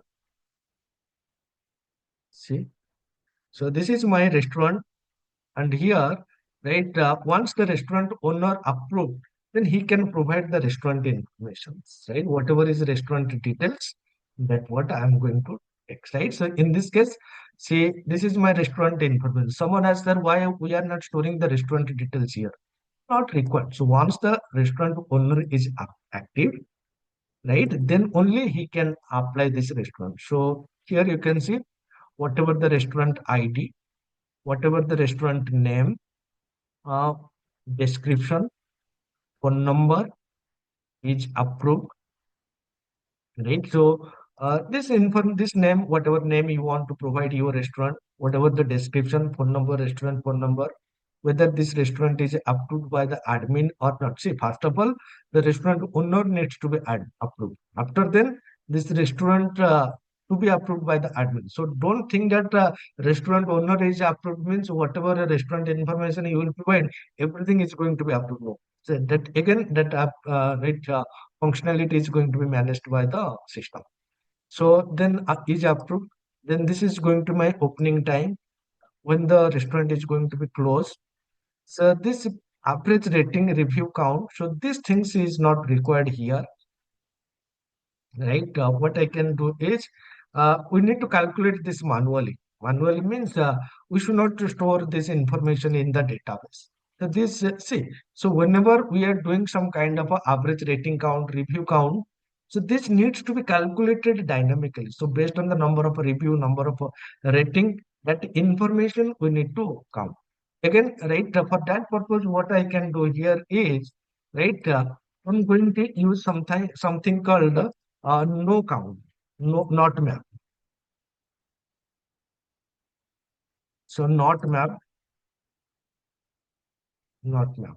Again, right, we have removed one property here, average rating, right? So let me also put that in the delivery partner. So can anybody tell me what do you mean by not mapped? Those columns will not created into the database table. Basically, Yes. this will be a column, but it is not going to be a red column. This is a property, but not going to be a column in the database, right? And this column is this property is going to hold the total average rating. But again, this is not required here. Why? Because this is our model. We are not going to expose this model to the right, what I can say, user interface or to the views. So for that purpose, what we are going to use, we are going to use something called view model. So in the view model, we are going to create. But for now, okay, let's put it there, right, for your understanding, so that later on, right, if you move this one also, that is also fine. So for now, let's put it there, but in the commented format, right? If you are using this model as part of your view, then this properties make sense here. But if you are not using, then doesn't make any sense, right? Similarly, this property, whatever I have provided here, you can also make them as commented. Not required. Why? Because this property are going to be calculated dynamically, and these properties are going to be used in the view model, not in the model. Clear?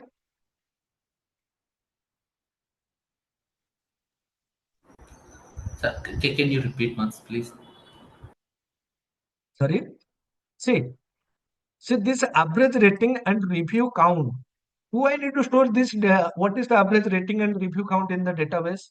Or this is going to be calculated based on the provided reviews and ratings, right? Whatever the customer. For example, for a particular restaurant, there are 200 customers provided the review. And each customer, they are giving some kind of a different rating. Then based on the review, total number of ratings and review, I need to calculate the rating. For example, total how many reviews are there? 200. So out of 200, what is the average rating? So that average we need to calculate dynamically, or I need to store this information in the database. If I'm storing this information in the database, then whenever a new count is increased, new review is come, then again and again, do I need to update this column in the database? No, No. no. So that is the reason why these are the calculated column, you can say. Dynamically, we need to calculate this. Clear? Yes, clear. Yes. Right? Now again, what I need to do, so each restaurant can belongs to a single user, right? For example, whichever the restaurant owner, so this is my restaurant owner. This restaurant owner is belongs to having one user ID. Similarly, this restaurant belongs to which user. That user ID I'm storing here. Clear? See, you have to remember one user is there. And the user is having one restaurant profile. So this is going to tell whether right what I can say that information is valid or not. Once the restaurant owner profile is approved, then what I need to do? I need to that restaurant owner is going to create the restaurant. And this restaurant, whenever it is creating, we need to store this owner ID.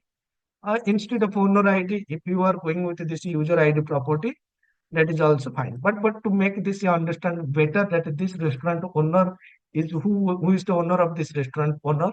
So that owner ID I'm putting here. Important is whatever the navigation property name plus ID should be there. So this will mark automatically as the foreign key, right? This is going to be the foreign key. Whatever the restaurant name, description, phone number, description you can see. I'm making this as optional. Is approved. So this restaurant, see, once the restaurant owner is approved, he will create this restaurant.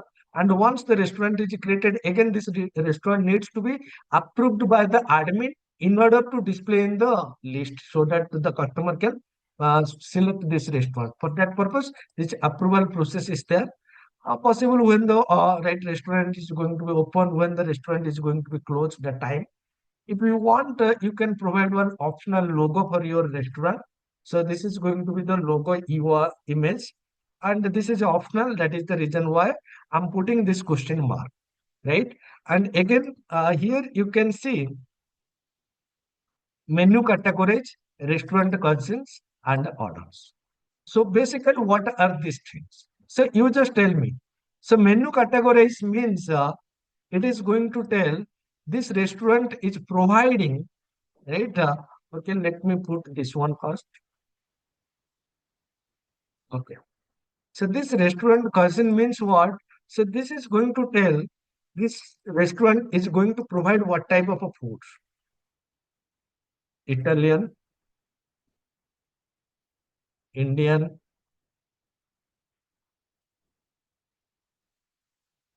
Chinese, right? Whatever type of a food this restaurant is providing. So that what I need to provide. So it is not mandatory that one restaurant can only provide Italian. It might be possible that, but it can also provide multiple types of foods. So that the collection I'm going to store here. So each restaurant can have, right, a collection of cousins. Restaurant cousins means what type of a food this restaurant is going to provide. That list I'm going to store. Clear? Yes.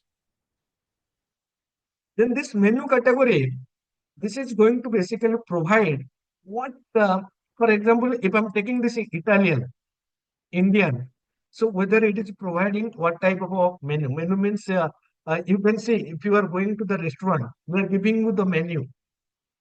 So in that menu, they're providing starter, right? They're providing a main course, they're providing a dessert. So different kind of menus are there.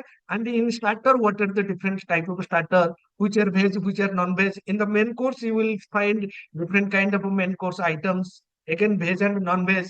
And again in dessert, you will find a different kind of sweet. So basically this menu categories, it is going to serve starters, desserts, and the main courses. Clear? So this will tell what type of a restaurant is this, whether this is going to provide Indian, Italian, or Chinese. So this is going to provide the actual menus. Menus means what type of foods are available in each menu. So that menu category is going to be decided. And again, this is a list of order. So this list of order means what? Now for this restaurant, particular restaurant, how many orders are there? How many orders are placed? Again, you can provide, and this orders is going to be extremely useful whenever we are going to open that restaurant owner dashboard. So in that dashboard, whatever the order placed by today, that list we need to provide something, how many pendings order are there, how many what I can say complete accepted orders are there, how many rejected orders are there. That the dashboard we need to represent. For that purpose we need to find the list of order which are specific to this restaurant, and that list of order we will figure out by using this column. Clear?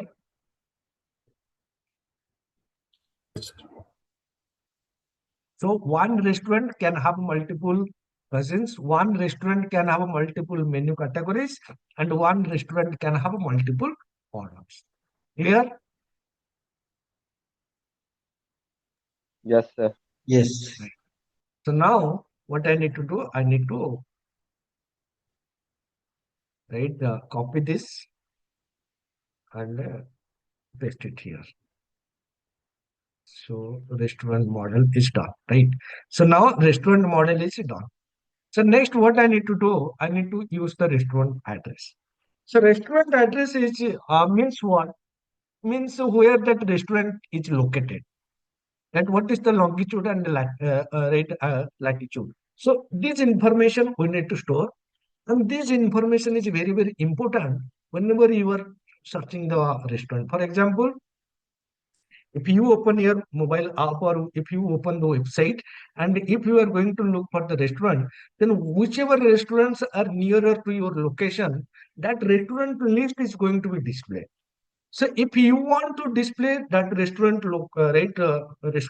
which is located nearer to you, means what? You need to figure out the restaurant addresses, the restaurant longitude and latitude, based your current longitude and latitude, whichever nearer restaurant, that restaurant longitude and latitude, if you store in the database, then you can easily figure out which are the restaurants located nearer to your location.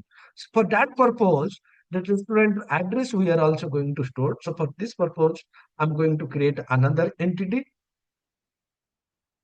So this is going to my restaurant address. So this entity is going to have one-to-one relationship with the restaurant. So here we have created the restaurant. So restaurant ID is there. And then based on that restaurant, I'm going to store the restaurant. So this is going to my foreign key. So what is the address line? 1, 2, city, state, zip code, landmark, longitude, latitude. So this information I'm storing here. So now you might have one question, sir, why you are not storing in the user address? So this is different. So this is different and it is having the relationship with the user entity. And this restaurant address, it is not dealing with the user. It is dealing with the restaurant address. So restaurant address, I cannot store inside my user address because user is a different entity, restaurant is a different entity. In case of user, it can be the owner, admin, delivery partner, customer. They are user. So their address I'm going to store here. And restaurant is not a user. It is what you can say. It is a different entity altogether. So I cannot store in the user data. So for that purpose, I'm creating restaurant address table. Any other information, if you want to store related to the restaurant address, you can store here. Clear?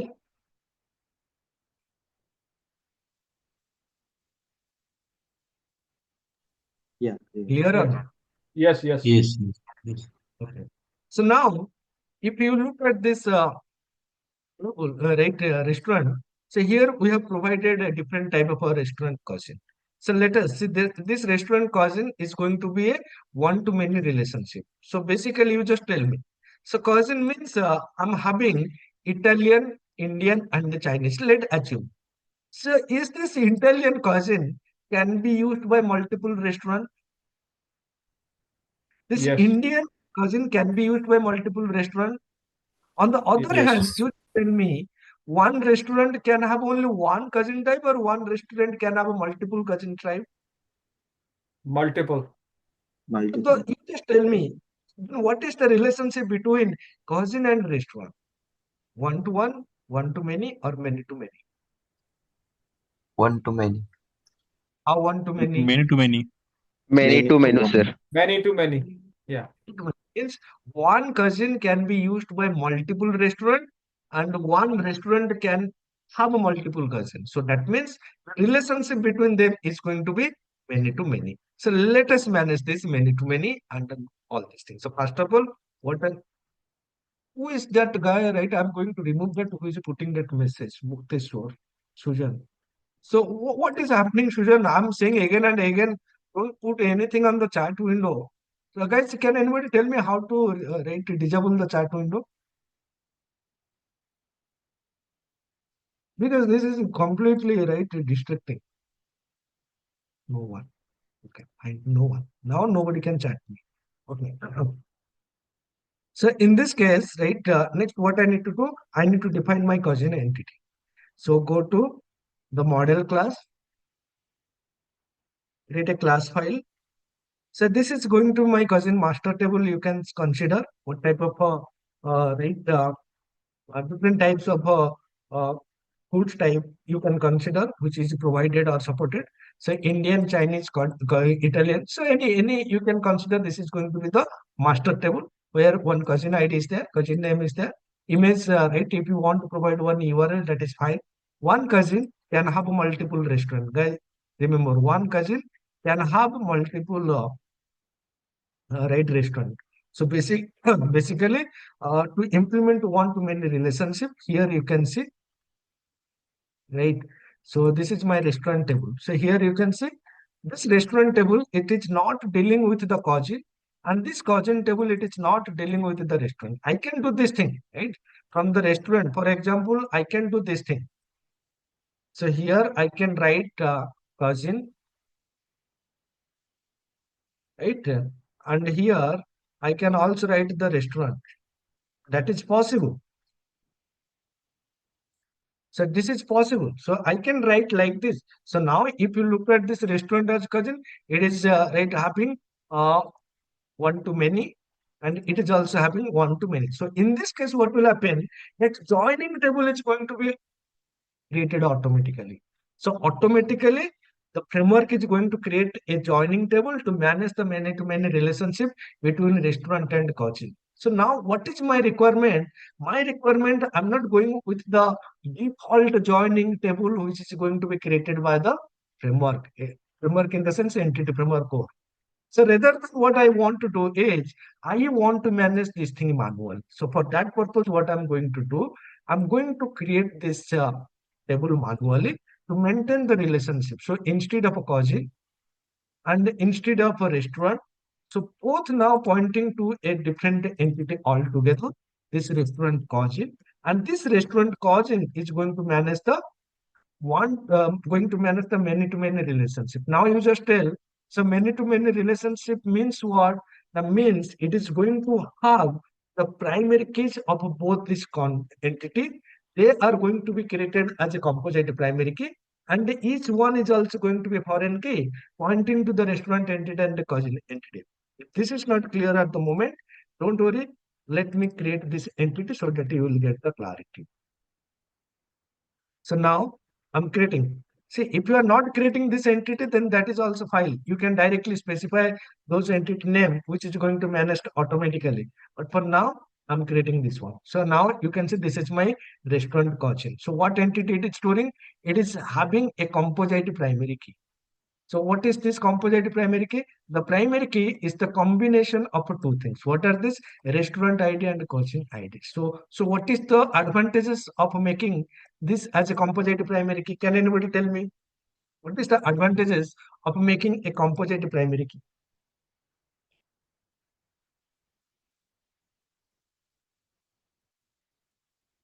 So composite advantages is that the combination of these two column value is going to be unique.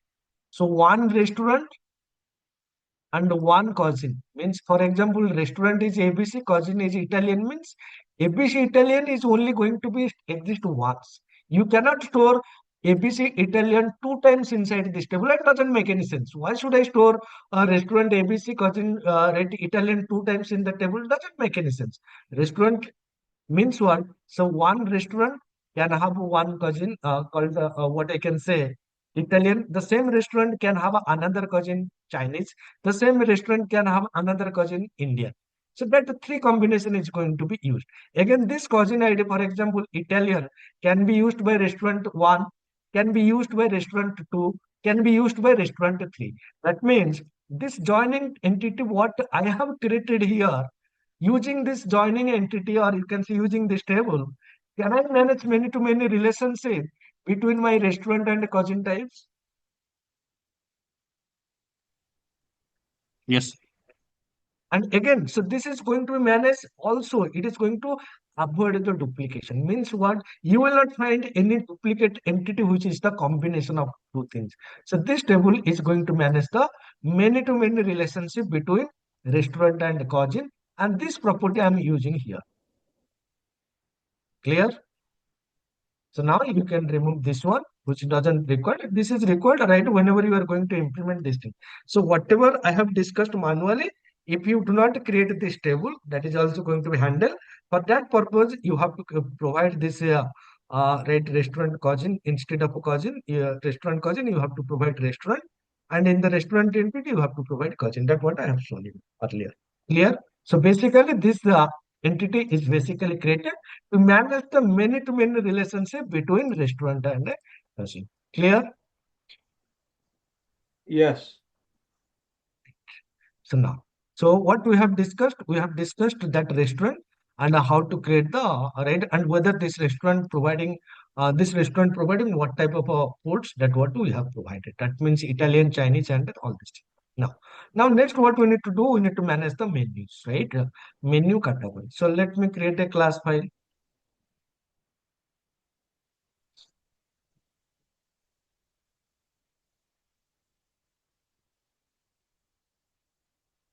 Menu category.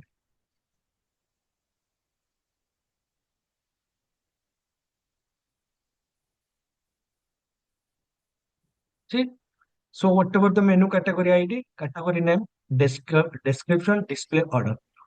For example, for a particular restaurant, let's assume for a particular restaurant. For a particular restaurant, you can have multiple menus. Multiple menus means starter is there, main course is there, dessert is there, breakfast is there, lunch is there. So different kind of menus are there.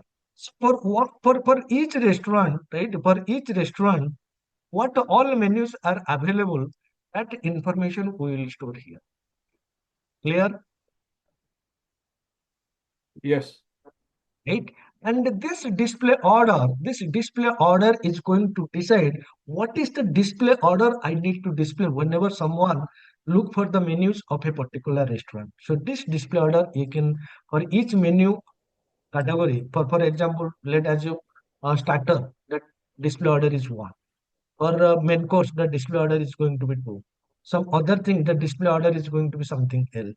So based on this display order, I can decide in which right menu to be displayed first, which needs to be displayed second, which needs to be displayed third.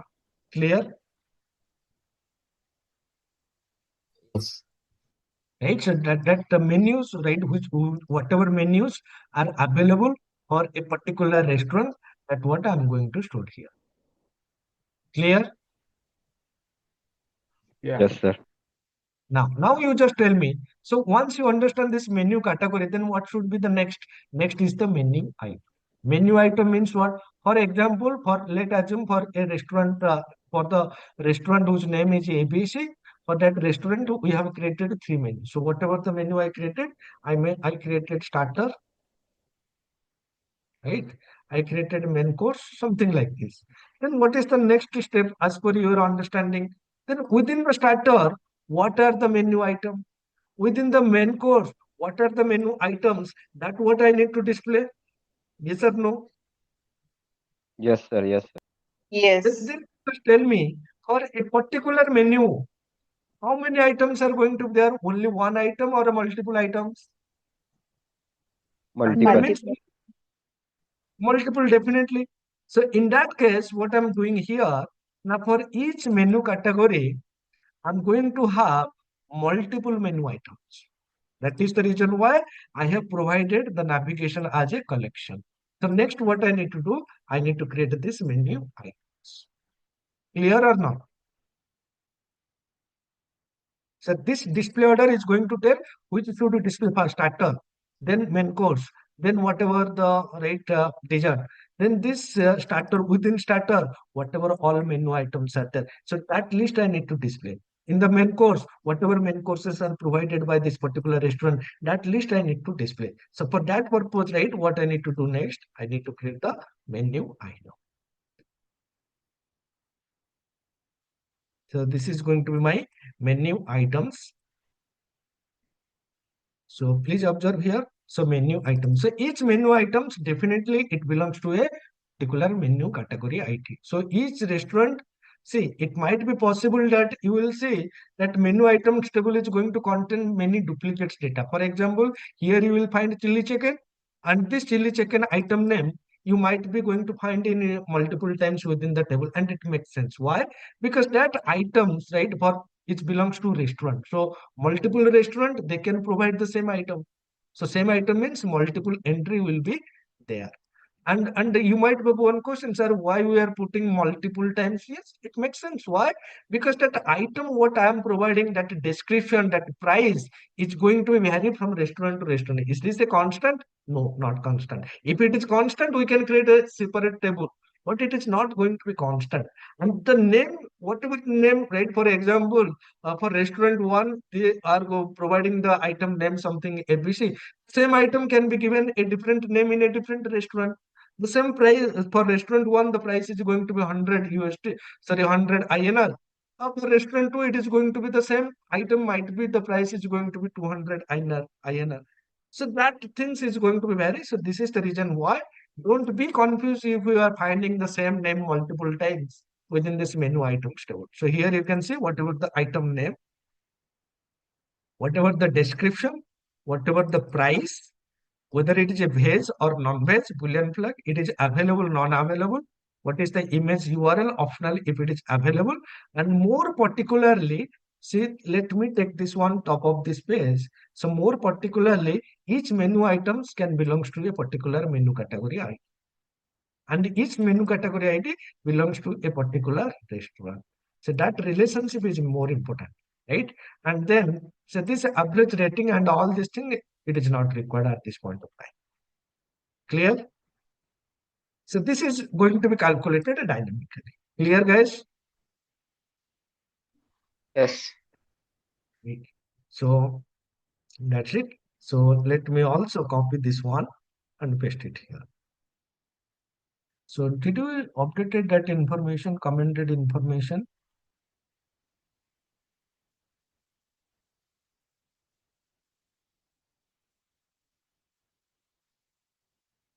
Fine.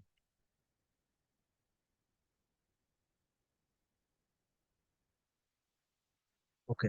So till now, anyone having any question?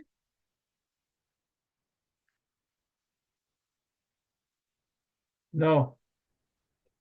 So next, what I'm going to do, I'm going to create few master table and the order information. So order master table. So manage the order data, order different status. What I'm going to create, I'm going to create a master table which is going to store all the statuses of a particular order. So this is going to be my master table. So similarly, many master table we are going to create order master ID, order status master ID, status name, optional description, and for each status, the list of orders. So for example, if you want to figure out whatever available orders, right? For delivered orders, pending orders. So for that purpose, you can get the information based on this orders collection property. So this status name, it can be placed, confirmed, preparing, on the way of out for delivery, cancelled, whatever. And this is going to be my master table, and this order status I'm going to use in my order entity. So next one is order entity. So order entity means whenever the user or whenever the customer place one order, so that information I need to capture here. I mean, what is the order information? I need to start. Not only the order information, we need to track whatever items are purchased or purchased as part of the order. So let us see how we can do this thing. So this is the you can consider this is one of the important concepts. So whenever you are going to place an order, right? If you observe, right, whenever you are using Zomato, Swiggy, is this allow you to place an order from multiple restaurant, or is it if you are placing one order, whatever the items you are selecting, that should and must belongs to a single restaurant?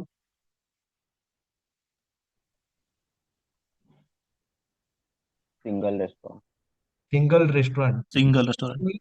You will see you cannot place items from multiple restaurants. That is one thing that what you need to remember. And why? Because the calculation is going to be varied. Because some of the restaurant applying some discount, some other restaurant might not be applying some discount. So we cannot place the order from multiple restaurant, from a single restaurant only. So here you can see whenever I'm going to place one order, first of all I need to check this order is placed by whom. That customer ID from the user table going to tell this order belongs to which customer. Here, And the same time, this order, right, whatever the order you are providing, this order going to be served by which restaurant? So that restaurant ID I'm also going to store here. Clear? Clear or Yes, not? sir. Yes. So whenever we are placing one order, then this order will be delivered to which address of the customer. So one customer can have multiple addresses. Out of all these addresses, where this order needs to be delivered. So that user address also we are going to take. Clear? These three properties is clear. Yes. Definitely, whatever the order date, that what we need to store. Order status master table means what? Means initially this is going to be a foreign key, which is pointing to this order status master. So initially, whenever the order is placed by the customer, it is placed. Later, the later the restaurant owner they are going to accept or reject. If accept, that status which will be changed. And once the food is being prepared, that status is going to be changed. That means the status is going to be ready changed periodically, and whatever all available status, these are the status. So you placed restaurant owner confirm the rate, accept the order. Once accept, food is preparing, then it will be out for deliver, and then it is going to be delivered. If you cancelled before preparing, then that status is going to be cancelled. But once the food is prepared, you cannot cancel the order. Only before preparing, you can cancel. So that validation we need to put. Clear? Clear or not? Yes. Right. Now, then we need to store some financial information. What is the subtotal? Right, subtotal means the actual value before applying any kind of a task, discount, and delivery fees. Then we will check whether this delivery, this order is free delivery or we need to take some charge. What is the tax amount based on the subtotal? After calculating the task amount over the subtotal, do you want to apply any kind of a discount? And after applying the discount, what is the total amount? So sometimes what happen, now we need to apply this discount over this subtotal. After the discount, we are going to apply the delivery charges amount. So it is up to your business requirement, right? How you are applying this individual right financial component. So you can decide and you can take this information from your right business. So for here, right, for this example, what I'm taking whatever the subtotal, applying the delivery charge, and once this amount is created, then I'm applying the tax, rate, whatever the tax percentage. After applying the tax percentage, I'm applying any coupon or any discounts are there. After applying the discount, whatever the amount is there, that what we will take from the, right, what I can say, customer. Clear? Yes. Right. And whenever you are placing the order, you can see sometimes it is giving you some right text box kind of things. Do you have any special note for the food being prepared to the right restaurant owner? So in that case, that optional notes we are also going to store inside this column. Clear? I mean, if you want to say that I need more curry, please don't put this potato tomato or whatever your requirement at what instruction if you want to provide to the food being prepared by the at restaurant. So that optional information you can store inside this column. Clear? Yeah. Allergies. Sorry. Yeah. Allergies. We can put allergies in notes column. What column you are talking about? The allergy, like if somebody have some allergy, like they don't want peanuts or something. That is what, right? For that purpose, you don't need any extra column. So if you are having allergy or something else, what the restaurant will do with your allergy? So what you need to tell, yeah, don't to do this thing within the food. So that information you need to tell, and that what you are going to take. So if you are having allergy, Yeah. fever, Yes. this is not right, whatever. So it is not related to the food. You can tell, right, request, please, this food is for some medical emergency. Please provide this food as soon as possible. Please take this as a priority. So this information you can put additional instructions. Clear? Yeah. Yes, sir. Yes. Anyone having any question? Okay. So now you just tell me, whenever you are placing one order, is it mandatory that you can put only one item as part of the order? Or it is also possible that multiple items from the same restaurant you can also select as part of the order. Definitely, it is going to be one or multiple items. So if you select one, that's fine. But if you select multiple items, that is also not an issue. But what is the thing that what you need to take into consideration? Whatever items you are selecting, they all must belong to the same restaurant, right? So in this case, whenever you are placing one order, then that order can have multiple order items. That order can have multiple order items. So for that purpose, what I'm going to do is I'm going to create my order item entity. So that's what I will create. And each order can have associated payment, and each order can have associated delivery partner. Clear? I mean, this Yes. delivery object is going to store the information that this order is going to be delivered by which delivery partner. This payment entity is going to tell, right, what is the associated payment information of this order. And this order item, it is going to contain the list of items which are placed as part of the order. So next, what we need to do, we need to create these three entities. So let me start with my order item entity. So this is going to my order item entity.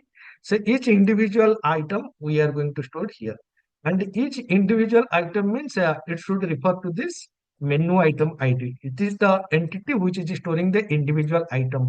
From this one, I can get the price information.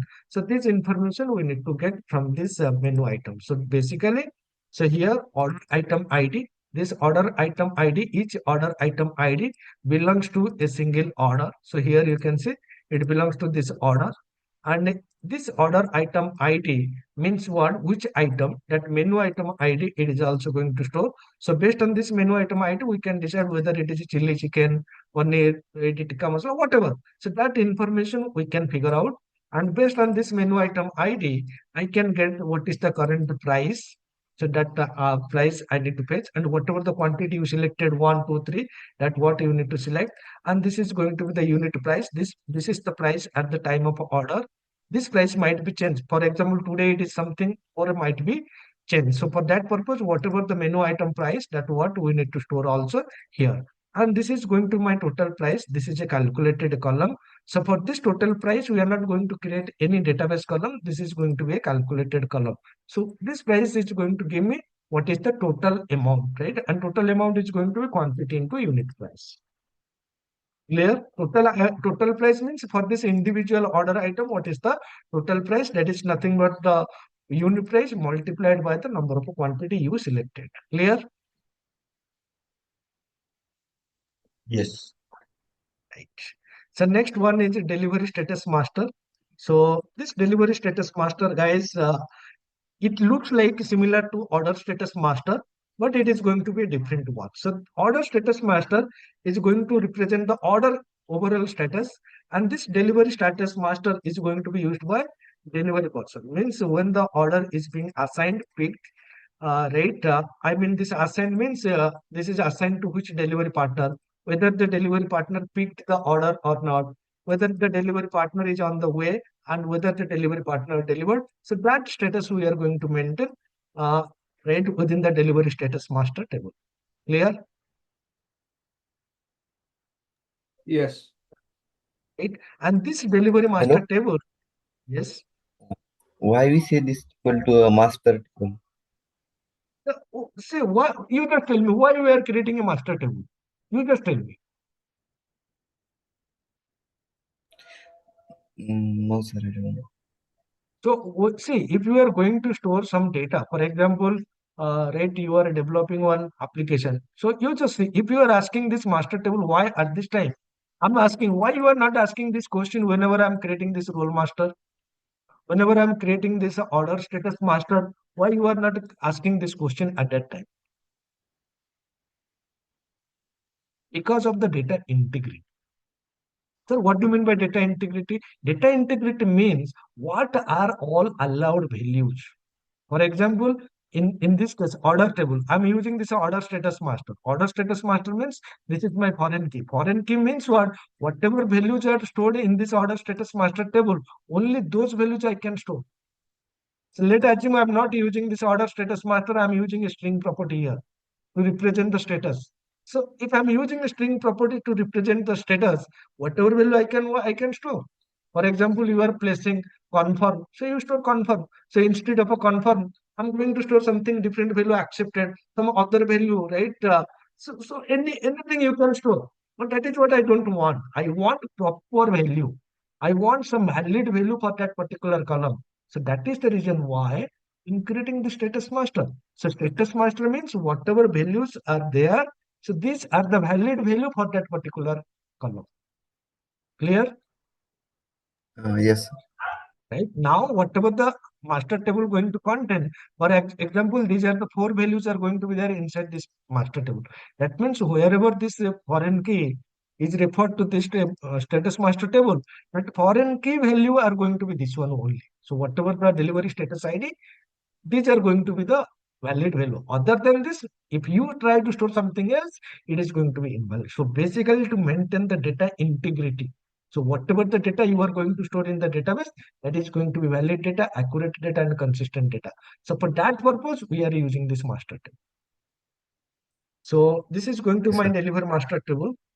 And this delivery master table is going to be used by delivery object, and this delivery object is nothing but going to be used by the delivery partner. So let me next create the delivery entity, and this delivery entity, can anybody tell me, see this delivery entity is going to be related with whom?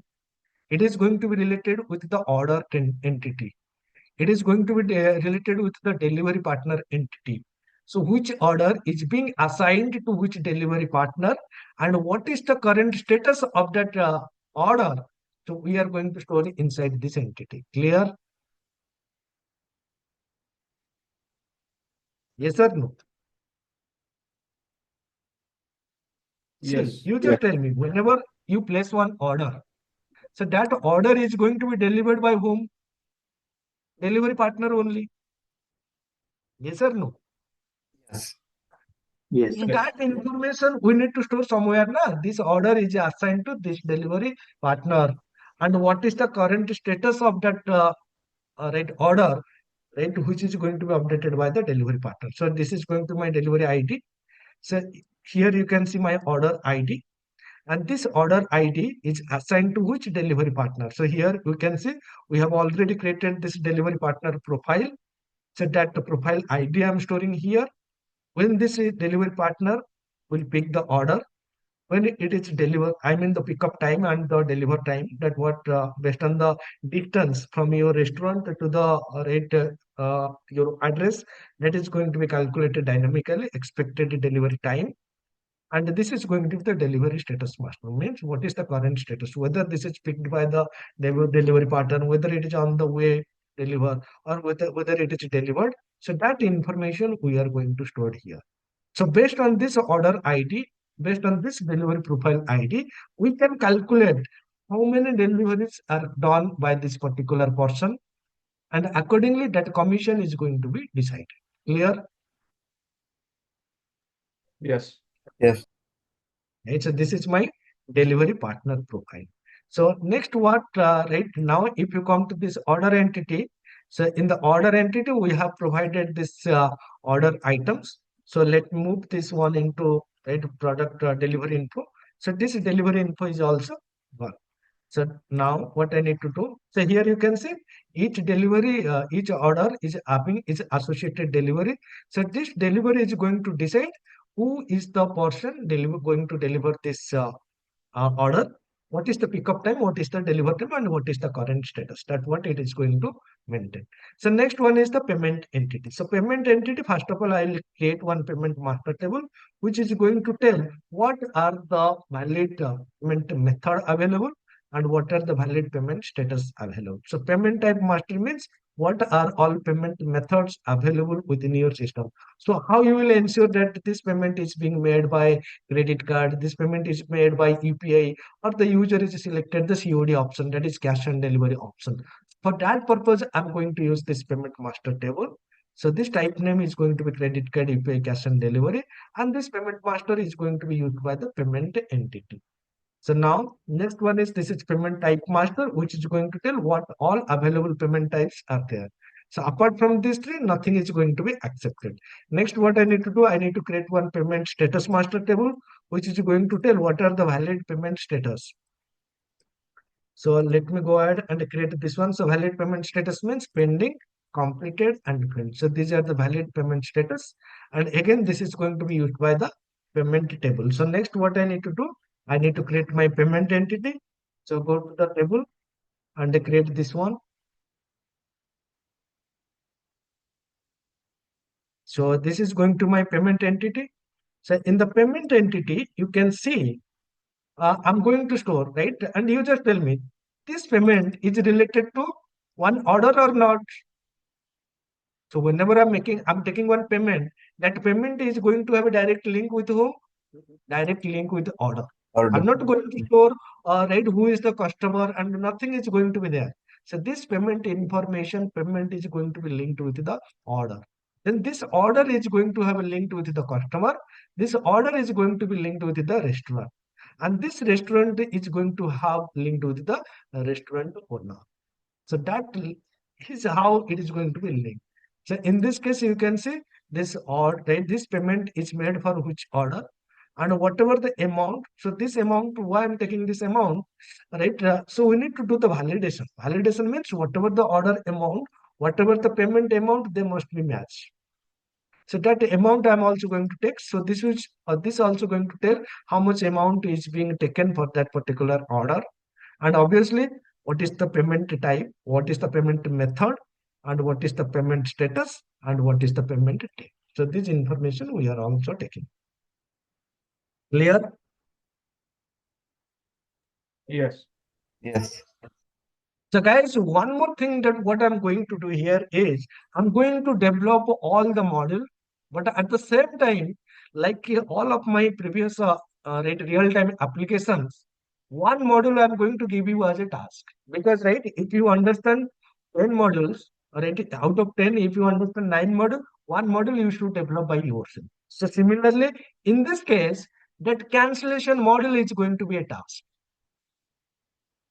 So that is what you need to right, think how you can implement.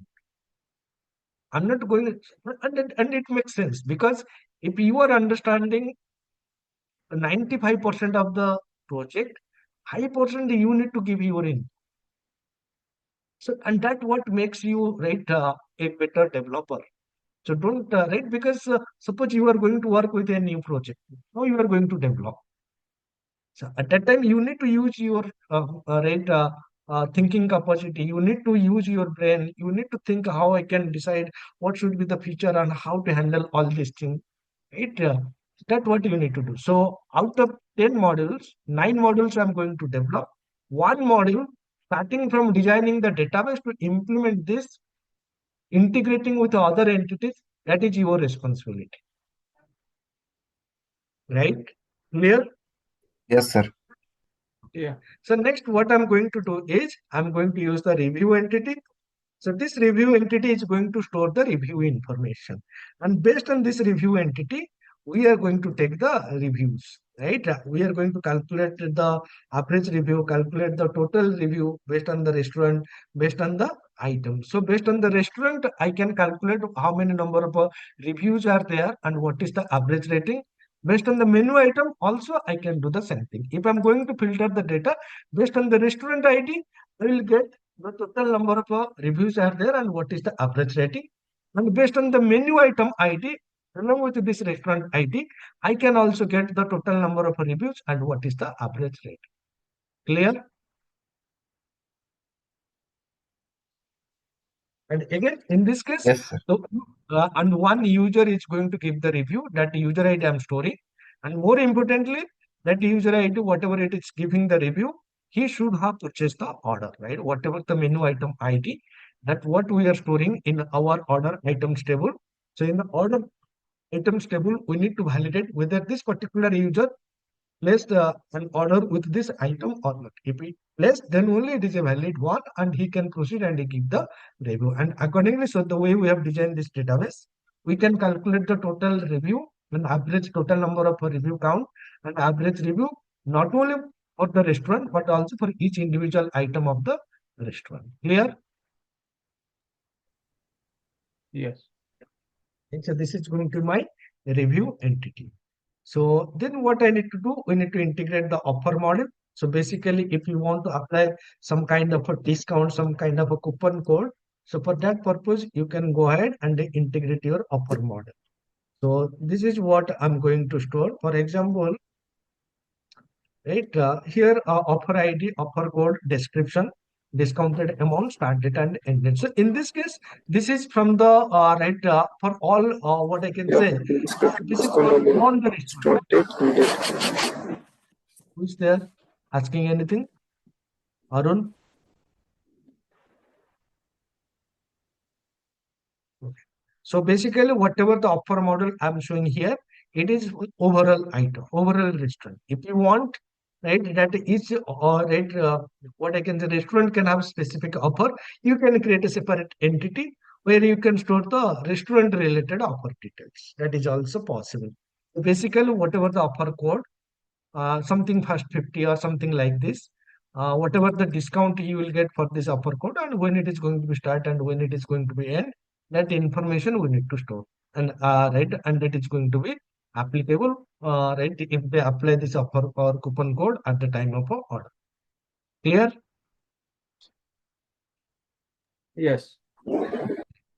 So this is all our models. I have a question here. Yes. So each restaurant have offer, right? So in restaurant entity, Your voice is not clearly audible to me. Does anyone understand what he's asking? No. yeah. Your voice is not clearly audible. Hello? Okay. Yeah, your voice is not clearly audible to me. So next what I'm going to do is I'm going to create my DB context. Yes, yes, please. So I have one question, like in the review model, so like why we are not having a review for the delivery? Like we are having a review only for the restaurant. Why we are not having review for the delivery? So when right, if you want to take the review for the delivery, that is also fine. You can take, no issue. Okay. So Right? we have to have any property in the same In model, that right? case, what you need to do, you need to store that right. What I can say, delivery ID here. Okay, got it. Okay, let us do this now. Sure, sure. So different ID. So you can say delivery ID. Right. So that what you can store delivery ID and what is the delivery profile master table.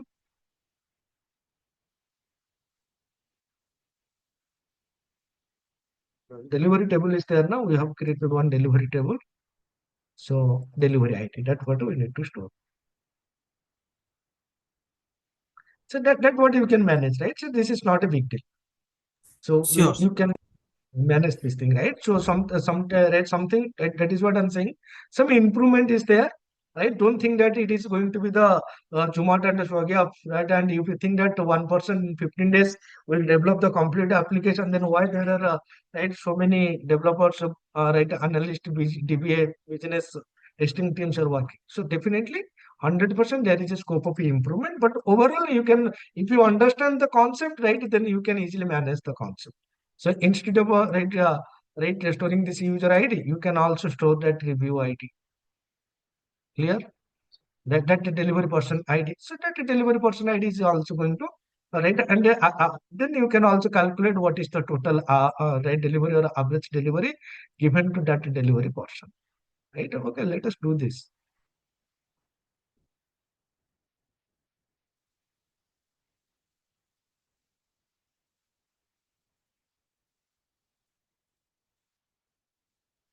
Delivery ID.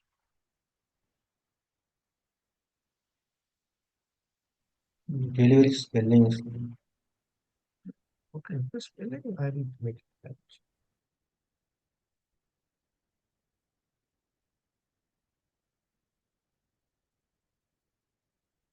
Delivery partner profile ID,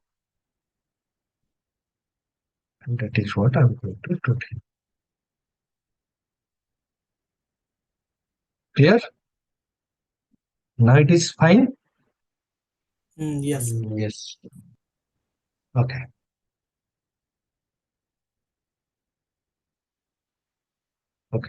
Fine. So with these changes, now what I need to do, I need to generate my database. So this is going to my data folder. And then within the data folder, I need to create my DB context. Application DB context. Right. So now let me go ahead and create this thing. So here you can see all the DB set, right? I mean, all the models for which I want to create the database, those are specified using the DB set. So role master, order status master. So this is my entity name, and this is the name what I have provided here will be the table name in the database. So in the database, it is going to create a table called role master that will be linked with my role master entity. Similarly, order status master, delivery status master, payment status, users, delivery partner profile, restaurant owner, user address, restaurant address, right? So all these right entities are provided here as DB set properties. Now, if you look at this restaurant cousin entity, I want to mark this restaurant and cousin ID. Both are going to be the foreign key, and this is going to be composite primary key. So that is the reason why I'm making this as a composite primary key, where restaurant ID and cousin ID as the is. So order and what I can say between order and customer, whenever there is multiple cascade path in the sense, basically, if you look at this customer ID in the order entity.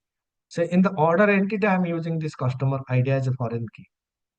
And in the order entity, you can see this customer ID is there, restaurant ID is there, user address is there, right? So basically, right. So what exactly it means? It means if you are having one primary key table, if that primary key table having multiple reference keys, then you need to tell what will happen to the reference key or foreign key when the primary key is going to be deleted. So basically, in this case, you can see for my order entity, there are multiple, right, from the order entity, we are having customer ID as a foreign key in the customer table. For the order entity, we are having restaurant ID as a foreign key in the right table.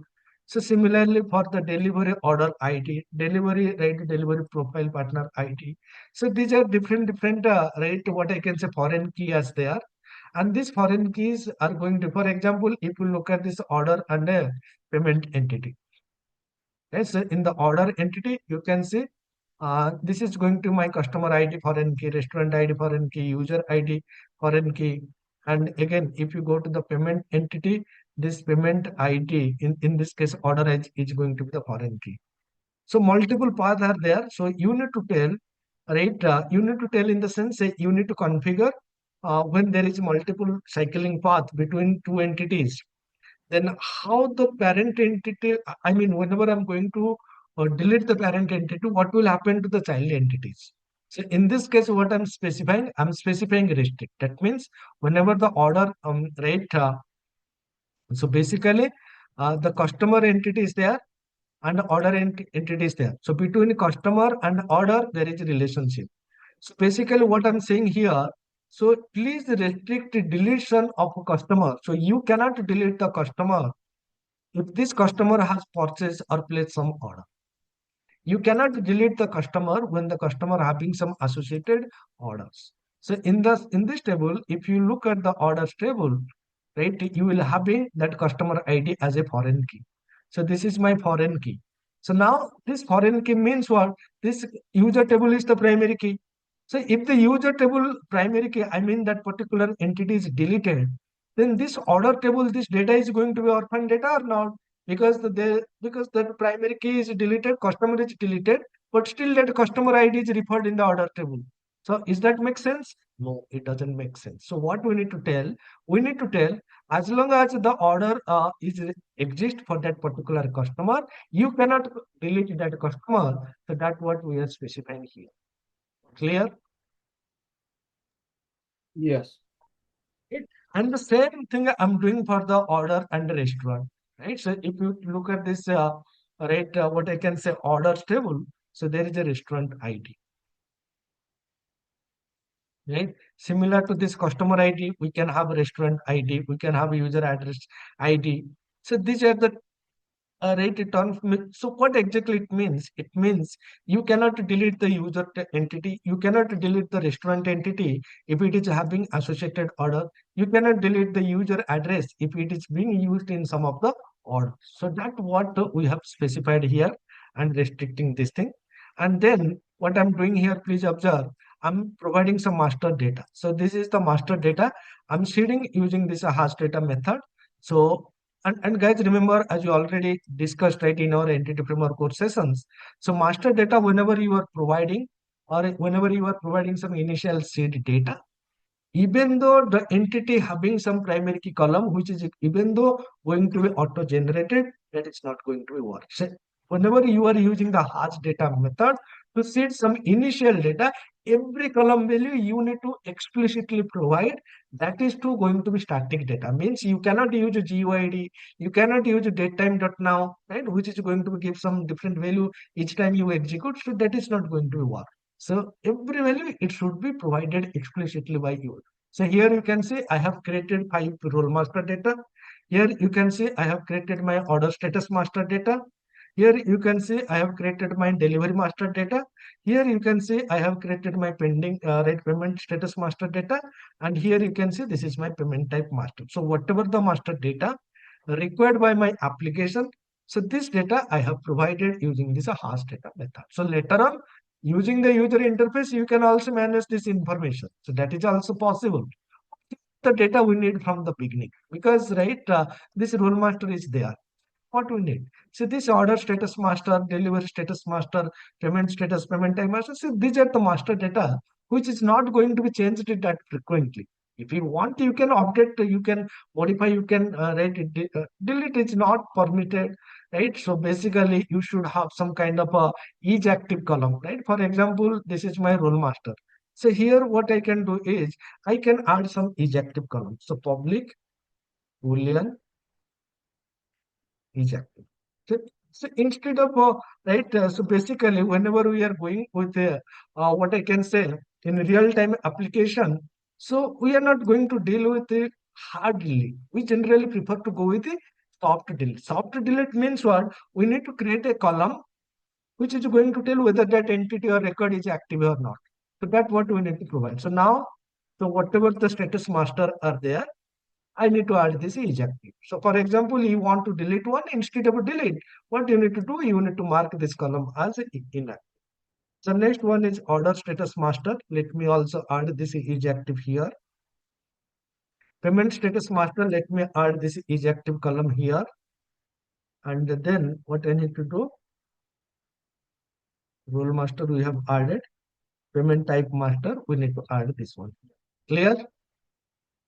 Pranay, I just didn't understood this offer. Offer how it is correlated with the other tables. Whether we are giving on the menu or whether we are giving on the That total is order. what I'm saying. So the offer what I have provided here, it is not related to anyone. This is for all the right, what I can say restaurant. So that's what I'm saying. If you want to provide some offer specific to restaurant, you can create one right, what I can say another table, right, offer restaurant. So in that table you can provide, right. For example, this is for all the what I can say overall. Overall means doesn't matter right whether you are purchasing the food from restaurant A, restaurant B, or restaurant C. This is provided by the Zomato or you can say Swiggy. The company itself providing this offer. So if you want to provide offer specific to a restaurant, you can create a separate entity where you can store that offer details specific to that restaurant. Clear? Yeah. This is for overall, not for any specific restaurant. No. Now here you can see, right, I have added few columns. So as we have added few columns, then we need to provide that column value. So is active equals to null. So this information I need to provide. So let me copy this information.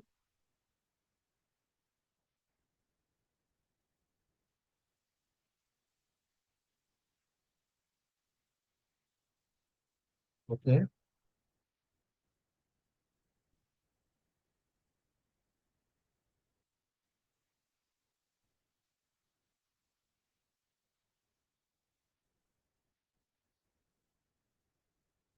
Clear? So these are the changes what I have done. Next, once you have done these changes, right? Next, what we need to do? We need to configure the settings, right? So what I'm doing here, I'm going to my app settings.json file. So here you can see I'm specifying that database is going to be right food delivery app DB. So my database name is going to be food delivery app DB. Why I'm not giving this delivery app DB? Because that DB already I'm creating right for preparing the project right by myself, right? Because right before showing that example to you, I'm also doing that by myself. So that delivery app DB is going to be there. So I'm going to create this food delivery app DB.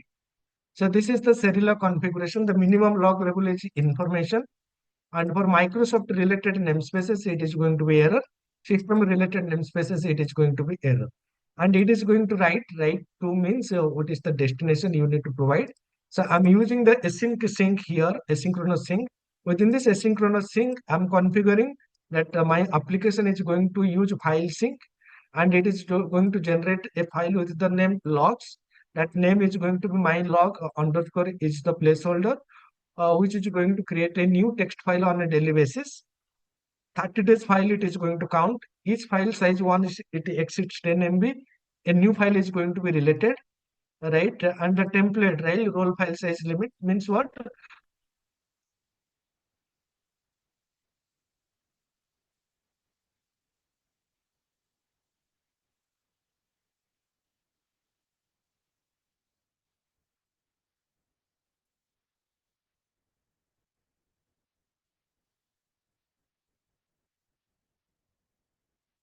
Am I audible? Yeah, now you are. Yes. So basically, this rolling interval day means in each day a new file is going to be generated. For example, today one file will be generated, and that day, whatever the current day, that will be replaced with this placeholder. Tomorrow again a new file is going to be generated. And this role file size and limit means once the file size is exceed 10 MB, again on the same day, it can also create a new file. So that is the meaning of a role file size limit and a file size limit in bytes. Right? And in the folder, right, maximum 30 files are going to be, and this template is going to decide how the log is going to be there. So basically, the current date and the time it is going to display. Log level, the 3-digit, I mean, information, INF, warning, WRN, error, error. So this info log label is going to display. Source context means on which class file this log is being generated, class file name. It is going to store. Message means the actual message. LJ means literal JSON means structured logging is enabled. New line means a new line is going to be generated right for after printing this log message, and again in case of any exception, that exception message is going to be displayed. Then what I'm doing guys here for the email functionality, I'm going to use Google SMTP server. This is my SMTP Google SMTP server. The port number is this one. The sender name is going to be my food delivery app.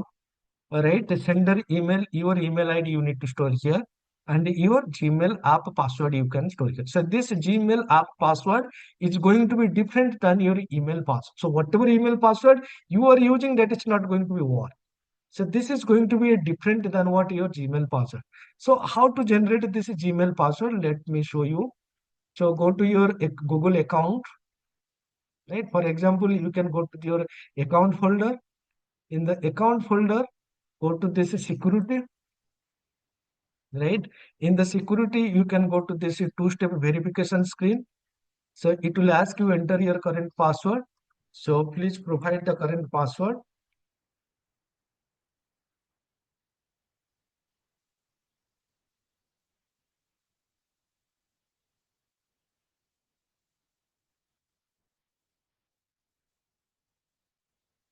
What is happening?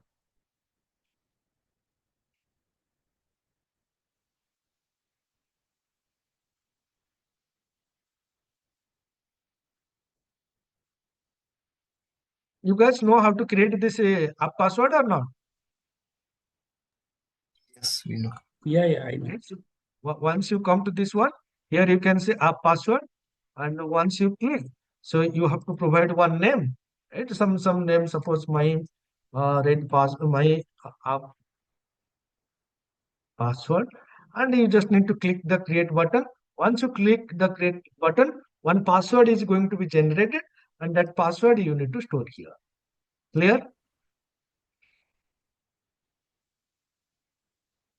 Clear. So this is going to be your email ID, and this is how you need to generate your app password. So this Google Maps API key means you need to create one API key. So how to create the API key? So you need to go to your, right, what I can say, Google console, right? Let me show you this thing also. So go to this console window.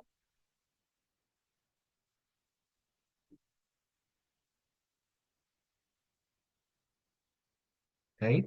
So now you can see, then once you go to this console window, create a selected project. So I have already created the project. So what you can do is you can click here and you can create a new project. So whatever the project name you can give here, text project, right? My text project, you can give any name. My text project, and then if you are giving this to any organization, that organization, otherwise no organization, click on this create button. So once you click on this create button, one project is going to be created with the name my text project. See, so my text project. Next, what you need to do, you need to select that project, right? From this list of a project, you have to select that my text project. So once you select the project, next what you need to do, enable billing if you already not enabled. So basically billing account, right? Even see, if you want to use Google, what I can say, Google Map, billing is also important, right? So you have to make sure your, I mean, you provided some billing information. So in this case, you can go to this screen and you can provide your billing information like Google credit card, phone pay, debit card, right? Whatever information you want, you can provide. I have already provided. So that is the reason why this is showing here. Otherwise, you can click on this manage billing account and you can give your, right, what I can say, billing information. So once you provide the billing information, then what you need to do, you need to enable the required API. So first of all, multiple APIs you need to enable. So whatever the APIs you need to enable, so go to this one, API services and library. So first of all, you need to make sure, right, go to, right,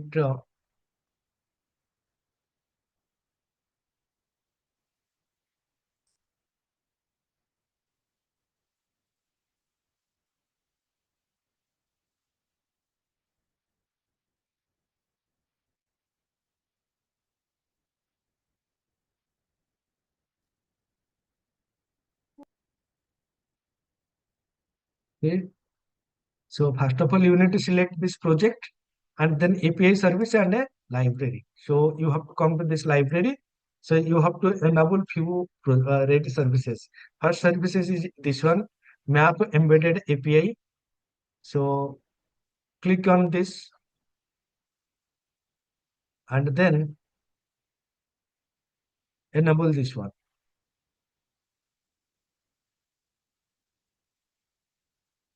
So this will take some time.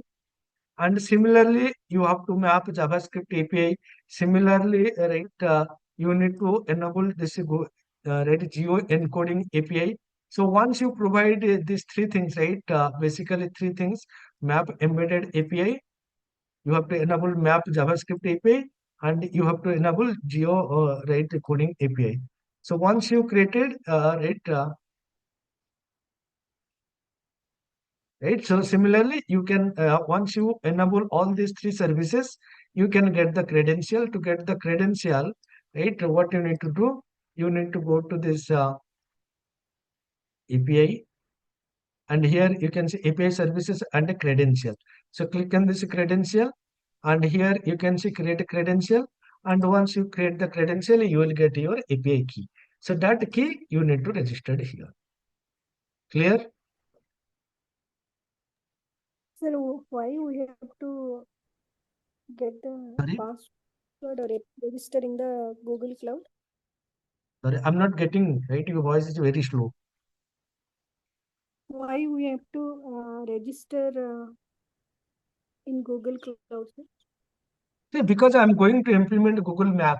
So you have to say in nowadays, right? Whenever you are using a Rapido or Zomato, so they are providing that use your current location option or not. What you need to select. So in that location, whatever you are currently, they will deliver the red food to that particular location. So that map, if you want to use, then for that purpose, you need to register into the Google console and get the API key. And once you get this API key, then using this key, we are going to enable Google Map functionality in our application. Clear? Sir, I think so. For Zero Auth also, we should integrate glued clouds, right? Sorry? For OAuth integration within our application, you should go with Not going, Google we are Clouds. not going, we are not going with the OAuth authentication. So that's what I'm not going to discuss here. How to integrate Google authentication, Facebook authentication, Microsoft authentication. That is not what I'm going to discuss with this project, because right, the things which you have already discussed in our, right, what I can say, ASP.NET Core identity, I'm not going to discuss. If you want, you can, right, integrate them. Not an issue. So that enhancement, you should take responsibility, because the things which I have already covered and discussed in my identity, I'm not going to repeat this thing. Because here my main objective is not integrating Google authentication, Facebook authentication, Microsoft authentication. So my main objective is to make you understand, right, to get the domain knowledge of a food delivery app. Clear? And Yeah, this clear. is email settings, which we are going to use to send the email functionality. So once this is done, next what I need to do, I need to configure this thing within the program class. So let us go ahead and update the program class as follows. So here you can see, first of all, I'm going to use in-memory caching. So as I'm going to use in-memory caching, I'm adding this memory cache. So you can go with some external distributed caching that is also possible, like Redis cache. So we have already discussed in our session, right, how to integrate Redis cache. So you can go ahead and you can use that one if you require.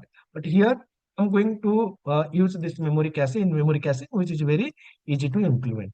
So next what I'm doing here, I'm going to use Serilog as the default logging provider. So first of all, whatever the existing logging provider like console logging provider, debug logging provider, they are going to be removed.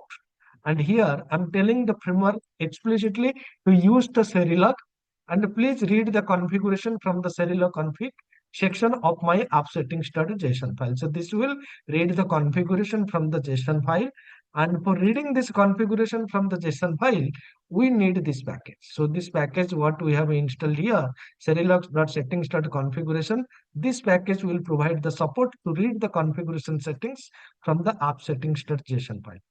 And here you can see I'm using this asynchronous logging. So basically this asynchronous logging is actually a wrapper. Within this asynchronous logging, I'm integrating my file logger. So for this asynchronous logging, we need to install this serilog.sync.async file.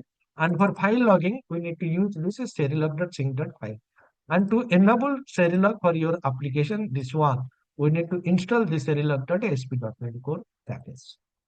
So this is what I have enabled memory cache. This is what I'm enabling, right, Serilog as the default logging provider. Here I'm registering that my application DB context, this DB context is going to use SQL Server as the backend database. And for this database to communicate, it is going to read the connection string from the app settings.json file. Guys, give me one.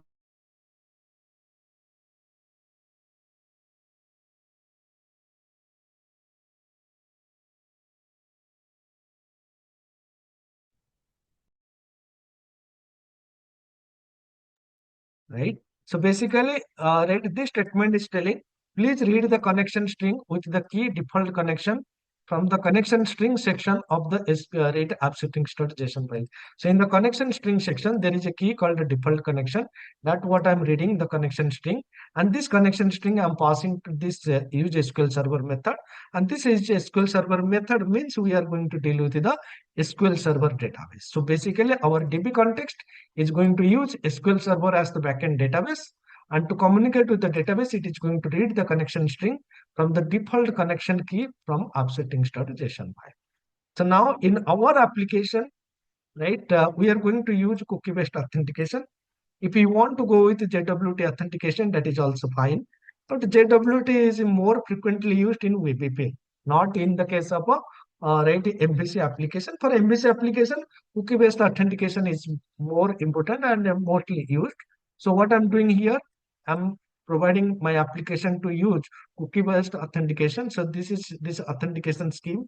It is going to tell it is going to use cookies-based authentication. And for cookie-based authentication, the options I'm providing. So whenever the user is not authorized, I mean the user is not authenticated, and he tried to access any authorized resource, right? For example, some resource for which authentication is required, but the user is not authorized, right? I mean the user is not logged in, but he tried to access some of the resources for which logged in is required. So in that case, automatically the application will redirect the user to right account controller login action method. Similarly, if the user is what I can say here, account controller login. Similarly, access denied path means, for example, for one resource, right, the user is required to have some particular role. Let assume some admin role. The user is logged in, but the user doesn't have that admin role. So in that case, what we need to do, we need to redirect the user to this access denied phase. Expire in time means what is the duration for which the duration the cookies is valid. It's 60 minutes, and this is going to be sliding expiration. Sliding expiration means each time you access the application, automatically that duration is going to be reset. And then we are building my application. I'm using static files middleware. I'm using use redirection, means any HTTP request automatically will be redirected to HTTPS. Static files from the right from the webroot folder is going to be served automatically. I'm using routing, right, so that routing engine decide which action method of which controller is going to be invoked. I'm using authentication and authorization. Authentication to handle the 401, whether the user is logged in or not, that what it is going to handle. Authorization means if the user is logged in, whether the user having access to that particular resource or page, so that is going to be decided by user authorization. So default controller is going to be home controller and the index action method. That what I have provided at this point of time. So with these changes, now what I can do is I can check once whether the application is built successfully or not. So application build successful. So next what I need to do, I need to generate my migration file. So how to do this thing? So open your package manager console window, write add migration command, add MIGRATION. So this add migration command, what I'm using here, and this is going to be work because of this Microsoft.tools package, Microsoft.entity framework.tools package. So let me place this one.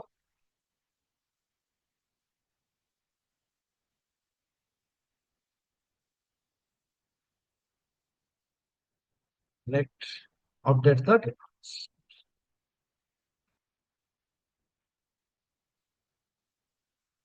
Okay, so this is done.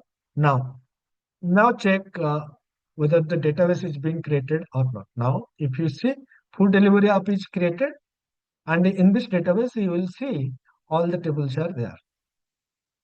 So whatever the master table we have created, right, for example, delivery status master, you will see that the table is going to be created. You will see order status master, you will see that table is being created. Payment status master, you will see this is payment status master.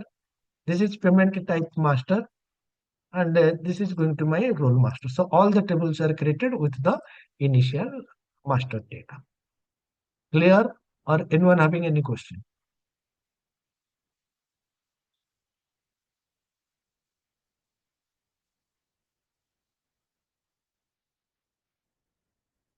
Is that clear, guys? Okay. So that's it for today. And from tomorrow onwards, the timing is going to be changed because as the sessions are going to be very long duration. So today is a holiday, so I can take 3-hour session. No issue from me in the beginning, right? But from tomorrow, the timing is going to be changed. From tomorrow, the timing is in the evening. So I will update what exactly the timing. Uh, but it is going to be in the evening, right? Mostly from 8 or 8:30 evening time. Now we'll continue our system. So tomorrow, basically, I'm going to start my customer model. So basically, whatever the things required for the customer model, all these things we are going to implement. So these are the right. I will develop the application completely from the scratch. So every model under responsibility, usability will see. So this is going to my landing page. This is my customer registration page. This is after the customer successfully registered. This is the welcome page. Three parts I'm showing here. So you will get the email ID. This is the login page. After login, this is the food search page. So this is your change password page. And once your password is changed, right, you will see this message. One email will be sent to your email ID to intimate that your password has been changed. So this is my profile management page. Here you can change the password. Here you can edit your information. Here you can manage your addresses. So this is going to be your address entity, right? I mean, this is update account details. So this is your addresses, whatever addresses you have created. So here we use my current location. So this is here top of this one that red Google Map picker will come. Here you can select. You can update the address. You can, if you forgot password, you can click on this forgot password. You need to enter your email and then it will send a email link to your registered mobile, sorry, your registered email address. Once you click on this page, it will open this page where you can reset the password. Password reset successful. May again you will intimate that your password has been reset successful. This is nothing but your customer authentication page. So that is what we will discuss. Clear? Yes. Sir, actually, I'm attending this lecture from Australia, which is like 5:35, 5.5 hours ahead of Indian time. So evening time will be really late for me. So is That is this what I'm video saying. will be updated to YouTube channel Yeah, definitely. So that is regularly? what I am already mentioning. See, regularly in the sense, once I got some time, then definitely I will upload. So videos are going to be uploaded Mhm. into my YouTube channel, mostly on the same day. I mean, Okay. if not immediately, but in the same day. For example, if I'm going to take session from tomorrow evening. So in the evening, once the session completed, I cannot upload to my YouTube channel. In the next day only, I can able to upload the videos. Sure, that yeah, that will work for me then. So I won't be able to attend the live lecture from tomorrow onward. I will go through the videos. Yeah, fine, fine. And documents I will upload on my YouTube, my website, and right website in the sense you will get the document, right? Whatever presentation I'm showing, this document, right? This Word file will be provided to all the members who are enrolling course from me, and for others they have to get the document from my website, right? So whoever taking courses from me, they will get this information directly, right? That what I can say that. Videos and this documentation directly they will get. For other, they have to watch the YouTube videos and write what I can say, and they have to get the document from my website. Those who are paid member, they will get this thing directly. For example, this is the batch where I need to update, right, on a daily basis. The way I'm uploading the videos and the recorded session, and the evening batch also, they will get the same thing, right? So two groups are there. So here also I'm going to upload. So they will not find any difficulty for getting the recorded session and the documents. For those who are not the paid member, they have to do some kind of hard work in the sense they have to go through YouTube videos and they have to get the document from my website. Clear? Yes. Yeah. Because why I'm saying this? Because it is not possible for me to share the document one by one to everybody. And second thing, I cannot provide this recorded session to all individual member. But who have taken training, I have to only upload this information twice, one in the evening batch and one is in the morning batch, right? So they can get the proper information from there. Other people, right? They have to do something of a hard work. They have to watch the recorded session using their YouTube channel, they have to go to my website and get the documents. And again, this complete project, whatever I'm developing, this project will be uploaded, right, to my Telegram group. Again, those who are not the paid member, they have to develop this project from the scratch by themselves. Other, right, who are enrolling, they will get the source code directly on my Telegram group. Clear? Yes. Right. Yeah, Anyone having? sir. Yes. Hello. Yes, please. Sir, may I please know like how I can become a paid member? For that purpose, you need to enroll for my training program. So like, could you please say the Did you your say what is website my and syllabus?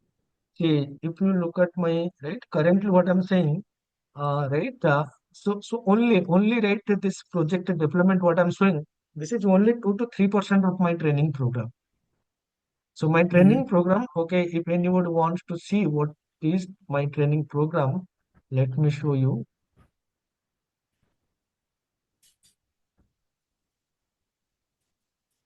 So this is my syllabus. So first of all, I'm discussing all the basic concept of ASP.NET Core MVC, right? ASP.NET Core.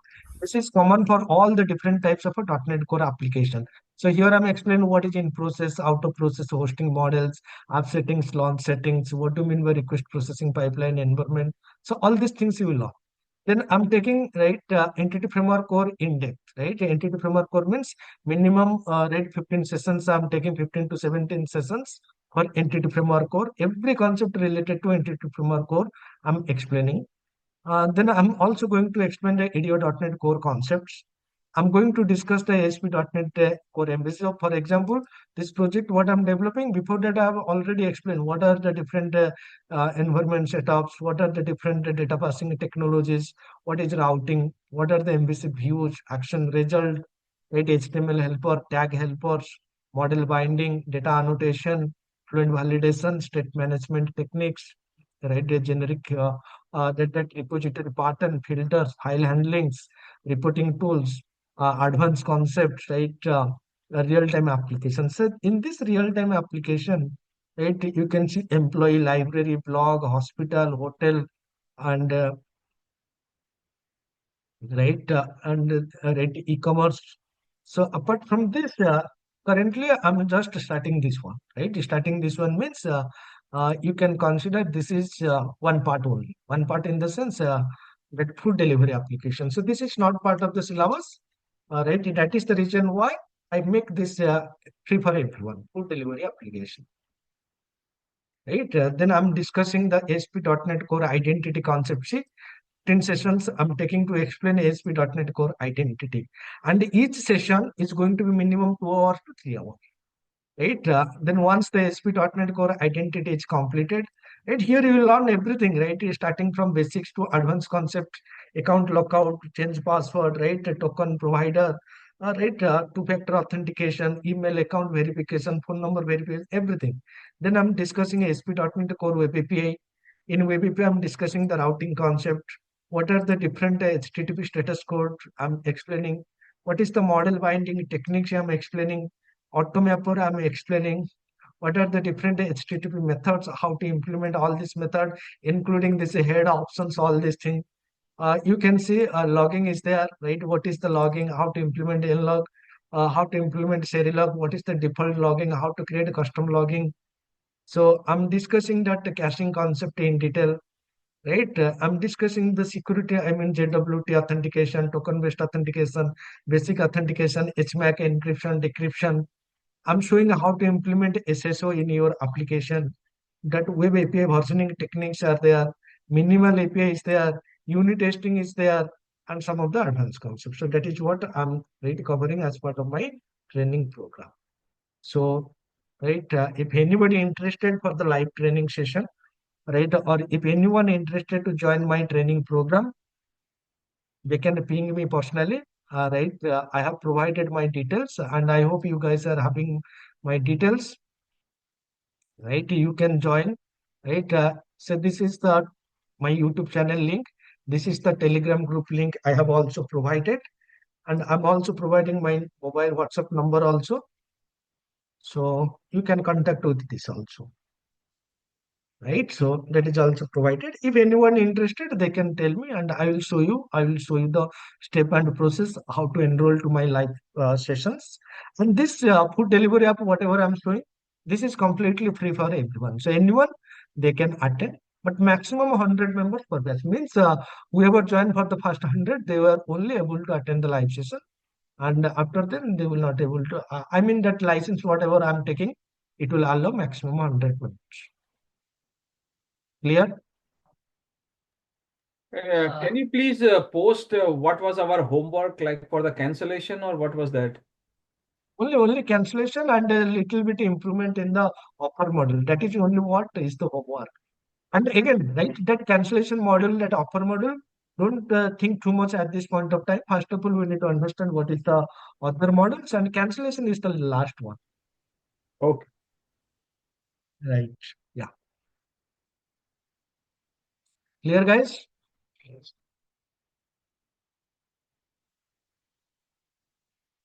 Yeah, hi Pranay. Yes. As we are developing the application, so do we also learn like to create a CI/CD pipelines for deployment? So, just say, is there any relation between this food delivery application and the CI/CD pipeline? Is there any relation? No, no, actually there's no relation, but I'm just asking like as we are deploying the application to live, like suppose in the future, so we Until need to you create a just said CI. no. Until and unless your application is not developed completely, how you can deploy this into your right? I mean, production or wherever. First of all, you need to complete the development, test the application, and then once it is everything is done, then you can move this application to your right QA environment, UAT environment, or right whatever environment. And the CI/CD pipeline, it is completely based on your requirement, right? For example, instead of manually deploying, if you are going with the CI/CD, that's fine. Right? So there is no relation learning this food delivery application with your CID. It is completely based on your requirement. Whether you want to automate the right this deployment activity, then you can go ahead and you can use. But for learning purpose on your local machine, CI/CD is not required. Clear?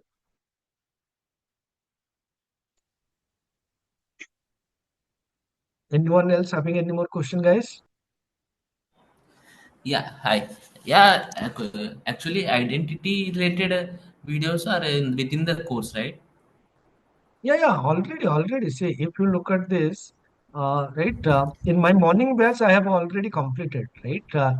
In my morning batch, I have already completed ASP.NET Core Identity. In the evening batch, I'm going to take this one. See, external identity provider.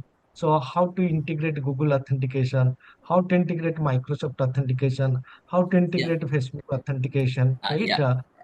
So all these things are there. Actually, yeah. For to integrate Google authentication, we need to take app review also. I mean, I have a doubt. Sorry? Yes, To definitely. So integrate, obviously, so for example, if you want to integrate Google authentication, so you need to create your account. You need to create one project, and using that project, right? For example, you need to create your OAuth credential. So how to create the OAuth credential? yeah, That step-by-step process I'm explaining here. yeah, that's fine. We need to create account. Yeah, I know, but we need to take the app review to integrate our application within it. I mean, app review must be taken. You means?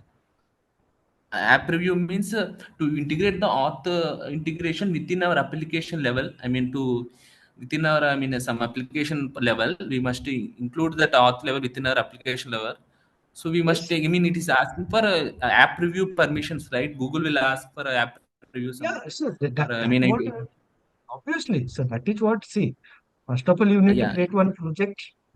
You need to get the yeah, credentials. You need to integrate this credential where you want to use, what is your IP, right? URL, domain name, everything you need to provide to this Google authentication, right? And then you will get the client ID and the client secret.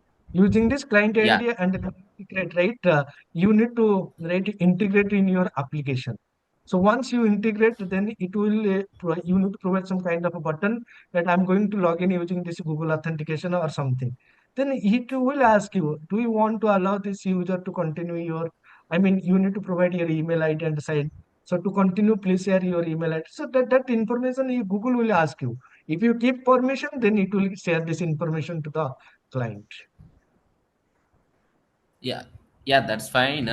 But when we integrated that within our application, it asking us for app review like URL, domain URL of the application and the privacy URL of our application. That's where I got confused. Yeah.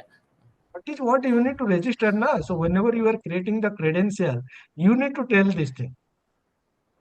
Right? What information you need to get from the client or user. So that's what you need to provide right while you are creating the app authentication.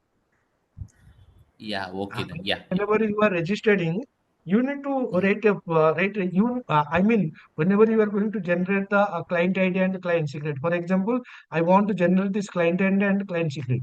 So I want to generate this thing, I need to ask, hey, these are the information I want to take from the client. So that's what you Yeah. need to Yeah. tell. And here you can see, Yeah. I'm specifying my URL. What is my URL? So from this app domain, it can only right. So, so if I'm specifying this URL here, it means this right whenever this client ID and client secret, they can only be used within this domain. From outside, it Yeah. is not That's going. right. Yeah, that's right. That but the test users are only limited to 100. But within our application, there are 3,000 users are there. So that's the For reason that, you above need to make the above payment 100. now. So for that purpose, you Yeah. need to verify your app ID with the right, what I can say Google authentication. So Google will Yeah. see. Yeah. That's what. Yeah.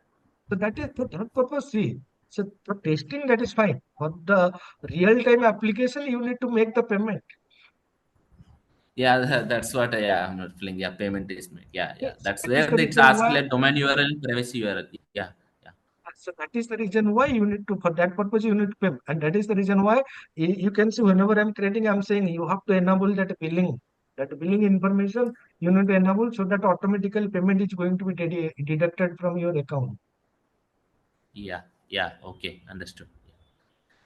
See, for testing purpose, something is free, but the production use, you need to make the payment.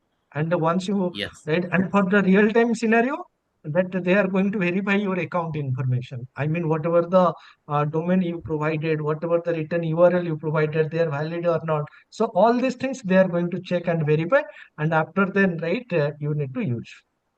Yeah, yeah, yeah. Understood. Yeah. Thank you. Clear, guys? Anyone having any other question? So when is the next? Sorry, So can you please share YouTube link there? sorry. What you were talking? Like when is the next? No, your voice is not audible to me. Does anyone understand what he's saying? Yeah, the link is already there in the chat. Yeah, link is already there in the chat window. So just go to the chat window. You will see what is my YouTube channel link. This is my Telegram link, and this is my WhatsApp number. So you can communicate with this WhatsApp. You can communicate with my Telegram, and you can write the. You will get the videos on my YouTube channel also. So anything else? Any other information you want to know? Sir, Right, where guys. did we get today's documentation? Documentation, When that is what I'm the saying, documentation, this document file or Word file, whatever I'm showing, this will be provided to only the paid members. Non-paid members, they will get from my website. So this is my website. So inside this website, I will upload this document. So till now, I have not uploaded the documents. So I will upload this. I will create a separate section, right, for this project, and there only I'm going to upload the document. You will get from there. So this project, whatever project I'm creating, whatever documents and the live sessions, easily can be accessible on my group. And this is only for the paid member. Non-paid member, they will have to do some little hard work. They have to go to YouTube channel. They will get the document from my website, and they have to prepare the project by themselves. Clear?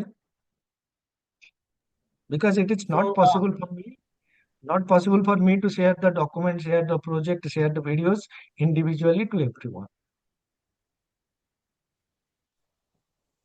so Pranay, the Yes, paid please. members will get the those recordings of the previous videos as well, sessions, live sessions.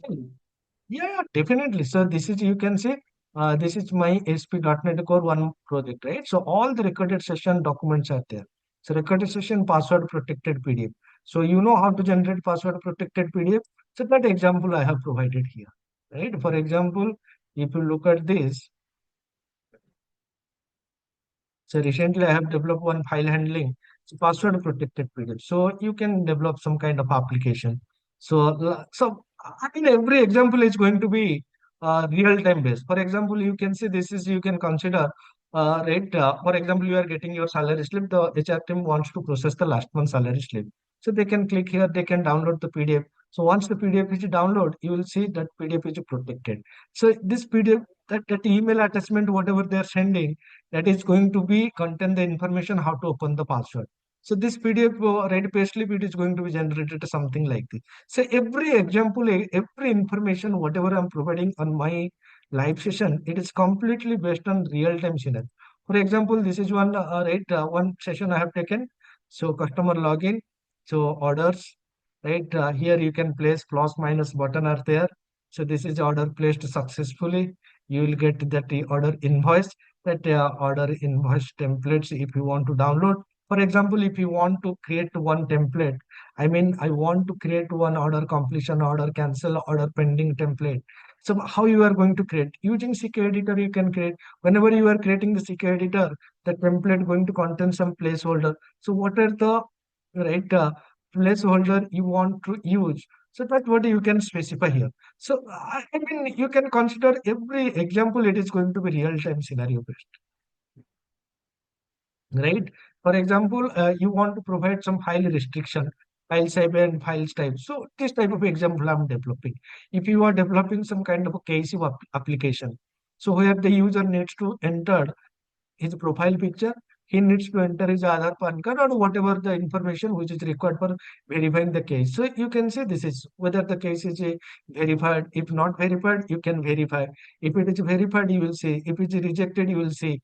You can click on this link which is going to open that file so that you can verify. It's this kind of applications you can see.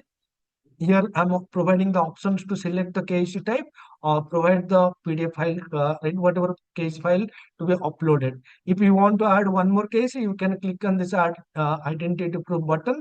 Again, one new section will be dynamically generated and you can upload another file. So again, whatever file you selected, you cannot select that anymore.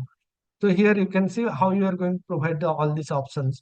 Right? For example, if you want to provide some kind of import functionality in your application, so you can create something, right? For example, product update you want to do, but you want to do using some kind of a file uploading functionality. So here you can see this is a product filter page, pagination, everything is going to be there. Here you can see I'm providing two options: download Excel template. So once you click on this download Excel template, it will provide you the template how you are going to upload the data. Once you click on this import product page, this section will become again. From here you can download the template, what is the format of data, what should be the column header, and filling the data, you can click on this button. So once you click on this button, so how many records are processed successfully, how many records are failed, if failed, why failed. So this information I need to show. So how you are going to implement this thing, right? So all these things I'm discussing. Suppose you want to generate one PDF file, so how you can generate this PDF file? For example, right, this is my data. So by taking this data, I want to generate a PDF. My invoice PDF, it should look like this. So how you can create this thing? So every example, whatever I'm going to show, completely it is based on a real-time scenario. And again, 5 to 6 real-time project from the starting to ending, I'm also going to develop. For example, right? For example, okay. So,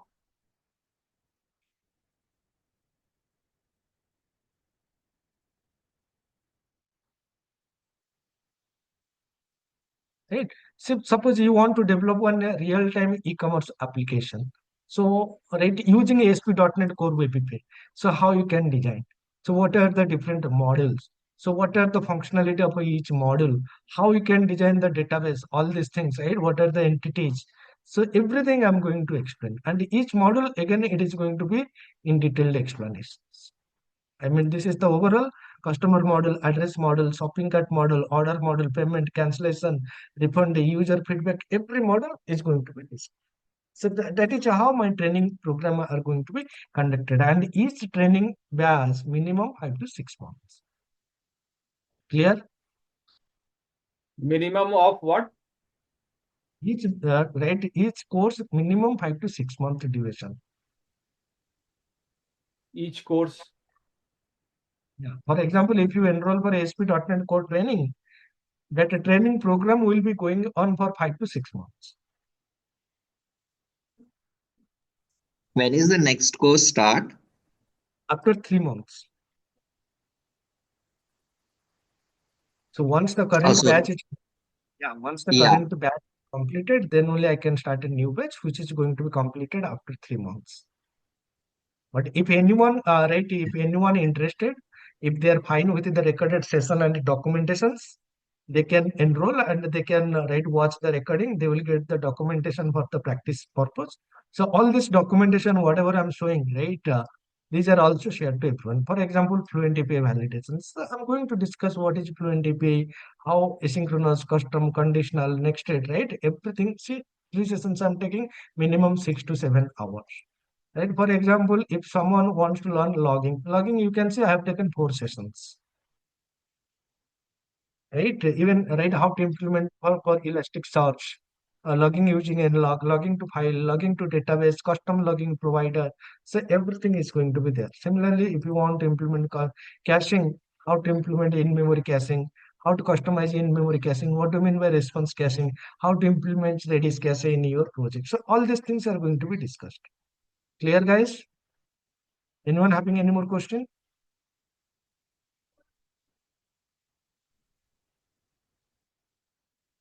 Okay. So guys, tomorrow we are going to start our customer authentication model. So all the functionality related to the customer we'll discuss tomorrow. Anyone having any question? Otherwise, we can stop the session. Hey, I have just one Thank question. you. Yes. When we are planning to start, for microservices, training for microservices sessions. So that is not relevant to this training program. That what you can ping me personally. Any question Sure, related to will this, do. ASP.NET Core and to this particular application development, you can ask. Sir, hello. Yes, please. Tomorrow, which time, sir? 8 p.m. or 8:30 in the evening? I will update now. I will update in the Telegram. Okay. So please Actually, join this Telegram group. What I provided in the chat window. There only I'm going to update when the batch is going to be 8 or yeah, 8:30. Thank you. Sir, when you will discuss Redis cache and other topics, caching topics? So Redis cache is already discussed, right? That what I'm going to discuss separately, not as part of this Redis project. Okay. Right, so this is only this free session is only for this food delivery application development. So for other core related concept, you have to enroll for my ASP.NET Core training. Otherwise, there is no other options, right? So only option is enroll. And this project, whatever I'm showing, this is going to be completely free of cost. And it is going to be completely one real-time application. Okay. Thank you, guys. Anyone having any question? They can ping me right in the Telegram, in the WhatsApp, and I'm happy to answer. Thank you, guys. Thanks.